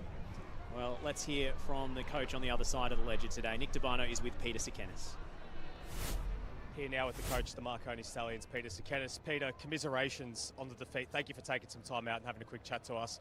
Reflect on the 90 minutes there today. Yeah, we just had a very slow start for whatever reason. Credit to South Melbourne, they really came out really strong. We made an error, they punished us for it, and then they scored from a set piece, which we knew what they can do in that department, and we didn't deal with it. 2-0 down, you're chasing the game, it was difficult, but South Melbourne were fantastic today and they deserved the win. Peter, there was a flashpoint moment at the end of that first half where there was contention whether the ball crossed the line or not. Take us through what happened there, what you saw, and I guess, your verdict on that. Well, now you ask me, I wasn't going to bring it up, but it's not an excuse, but I think you've seen it. There's photos of it that's crossed the line, everyone's seen it. My issue with, and I'm all for the VS, my issue is if you're going to have it, have cameras in the right position if you're going to judge on something, because the referees, to their credit, to their defence, they can't see it from the video angles they have, and it's very difficult. But if you want to get decisions right and have VS, have cameras where they should be, so you can make the right decision, because I think they missed it. Reflect on this championship as a whole, Peter. It's been an incredible ride for you, for this club, being back on the national stage. Even though the result didn't go your way, you had a great travelling contingent, over 4,000 people here in the house providing a sensational atmosphere. How do you reflect on these last couple of months? Oh, it's been a fantastic tournament. Credit to the FA, credit to everyone that's been involved, credit to the content creators who have really splashed it on the social media and really made it very special. And the players have enjoyed it. They've had the opportunity to play it on at this national stage. And all round, I think it's been a success, and I think it can only get better. And for me, disappointing that we didn't get a result today, but getting here, I'm proud of the boys, proud of the club, proud of my staff. I couldn't be prouder. So, it's another game. We'll remember it and use it for the next time. Peter, commiserations again. Thank you for taking some time out. Congratulations on an amazing tournament regardless. Thank you. Thank you very much. Peter Sekenis there, understandably disappointed with a decision that he felt went against his team, and also just not putting in the kind of performance they know they're capable on grand final day. Look, exactly right. He summed it up well. It's been an amazing journey for them to get into this competition, get into the grand final, to see two big clubs battle it today. Credit to him and his team. And again, he summed up this entire Australian Championship. Credit to the FA. We've been hanging for something like this to happen for a long time, and if this is what we've got to enjoy, then bring it on for the next couple of years. So much more visibility for players, for footballers at this level who never get the spotlight, and we're finally seeing the storylines and the ability these footballers put on full display. They do. We've got so much talent coming through at a young age, and if they're here watching this game today, they're going to want to be in this type of environment, this competition. Well, let's take a look back at some of the key moments from today's Australian Championship final, starting with South Melbourne, who burst out of the blocks. A poor back pass from Franco Meyer, and Manny Agwek did the rest. Again, we said at the time he had a lot of work to do, but didn't he go direct and just positive, driving with the ball, knocking it past the defender, and again, what a great finish. He unveiled his Why Always Me Balotelli style shirt in the Australia Cup, and I think that's been borne out today. It was a great finish. Well done to him. He's had a great tournament. To beat Milinaric around one side and outpace him on the other, one of the top defenders in the comp, is some effort, and Manny Agwek, the big moments just seem to follow him. They do, and he's proven it last week, coming off the bench with his first touch to give him the opportunity to get in this final. Then just here, Jankovic, and we said it, captain, rose really high there, under pressure, had his shirt pulled, and the celebration, look at that. Yeah, credit to him, well done. What a speech from Jankovic afterwards as well. Named player of the match, very well deserved for the South Melbourne captain. And he said to the fans, we'll see you in Auckland. I think they're going all the way in the OFC Pro League as well. Why not? The belief that they've brought into this team, and Sinis has proven that he can match it with all the coaches that he's faced tactically, so why not? And banishing some of his demons from the 2022 grand final when he was given a straight red card, and it all unravelled for South Melbourne that day. And they won't be thinking about that game ever again, I don't think. But here's the controversial moment at the back end of the first half. We'll see it again here. An uncharacteristic error from Javi Lopez, and he was nearly punished for it. Yeah, look, at the time I thought it was at across the line, but like Peter said, it's very hard to see at this angle whether the ball crosses or not. He did mention there's some photos and some footage floating around on social media that it did, but at the time, what the referees had to see, you can't make that call. And the Marconi juniors watching along at the Palace certainly we're sure about the outcome. The FBS challenge card was handed in to the fourth official, but Eric Saba decided it was inconclusive and sticking with his original decision. Yeah, correct. There was one moment late for Marconi in stoppage time. The goalkeeper, James Hilton, who's been the hero for them so often in this tournament, coming forward from a set piece and so close to an unlikely goal back. Tell you what, if that goal counted just before half time, we're talking about this goal being the equaliser. So the opportunity there, the best chance in the second half falling to the goalkeeper, who would have thought, but again, I think a little bit too late. Too little too late for Marconi in South Melbourne, lapping up the adulation of their supporters. Sinisa Kohadzic has pulled off an incredible feat here, and his players played with such tenacity and desperation every time they lost the ball. It just felt like they had the extra number on the field. That's their midfield, the way those three pressed, and then obviously broke to be able to support Manny Agwek early on in the first half, and Payne Andrews and Jordan Lampard just doing their job. And then you obviously got Yankovic and Marshall. Well, Marconi came back into it a little bit in the second half, but the shot count still makes for less than pre-reading for them. 19 shots to 8, 7 shots on target to 3. And South Melbourne picking up a few tactical yellow cards late in the game as well.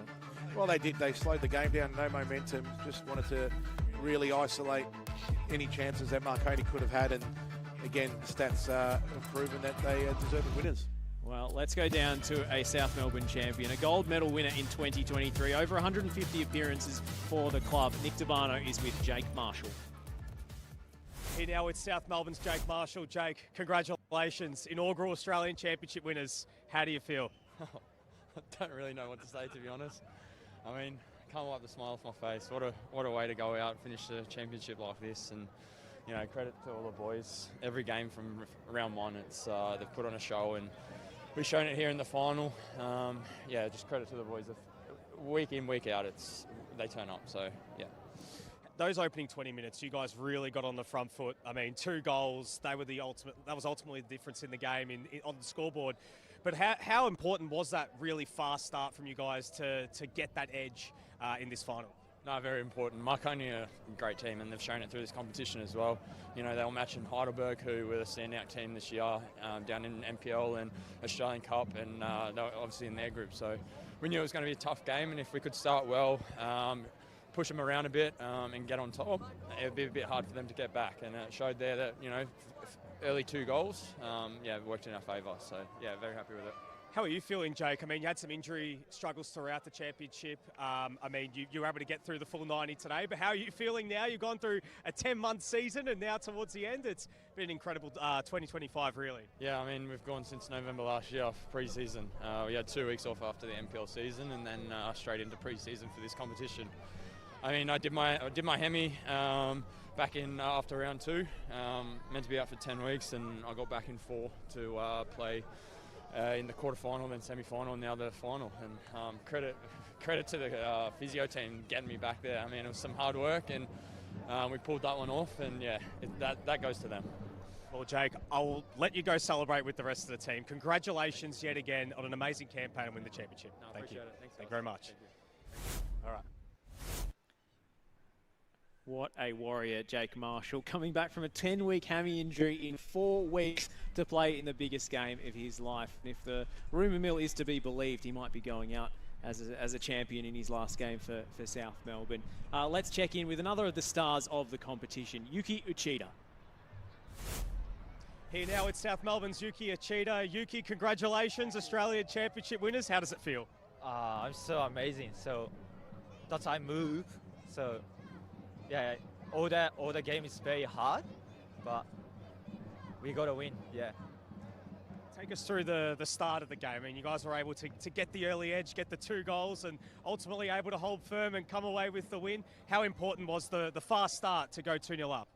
I think the Marty scored a score, and after maybe Marco's score as well. So we guys very aggressive, and then we guys take it up, yeah, all the times, aggressive. Yeah, I think it's very important. That's what I mean, yeah. Yuki, one last one. Your year has been incredible. I mean, starting at Dandenong, coming here to South Melbourne, having a big impact in this competition. How do you look back on the last 12 months? Yeah, it's very long 12 months, so I play all the times as well. Yeah, but I enjoy, and then Shinisha told me, and then I joined South Melbourne, but everyone is even Seba is coming as well, so he all the time is talking to me, so he give it to me all the experience as well. Yeah, I'm so happy.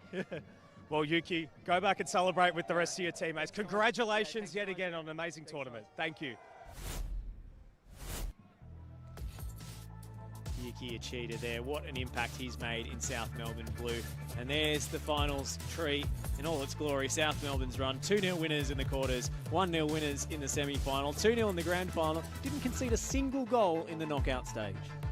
Amazing stat that, and we were talking off air, I think one of the biggest stats was Heidelberg not scoring for about 53 games, and they kept them to a clean sheet, which is just amazing. South Melbourne, the first team to stop the Heidelberg juggernaut and keep them scoreless in over a year.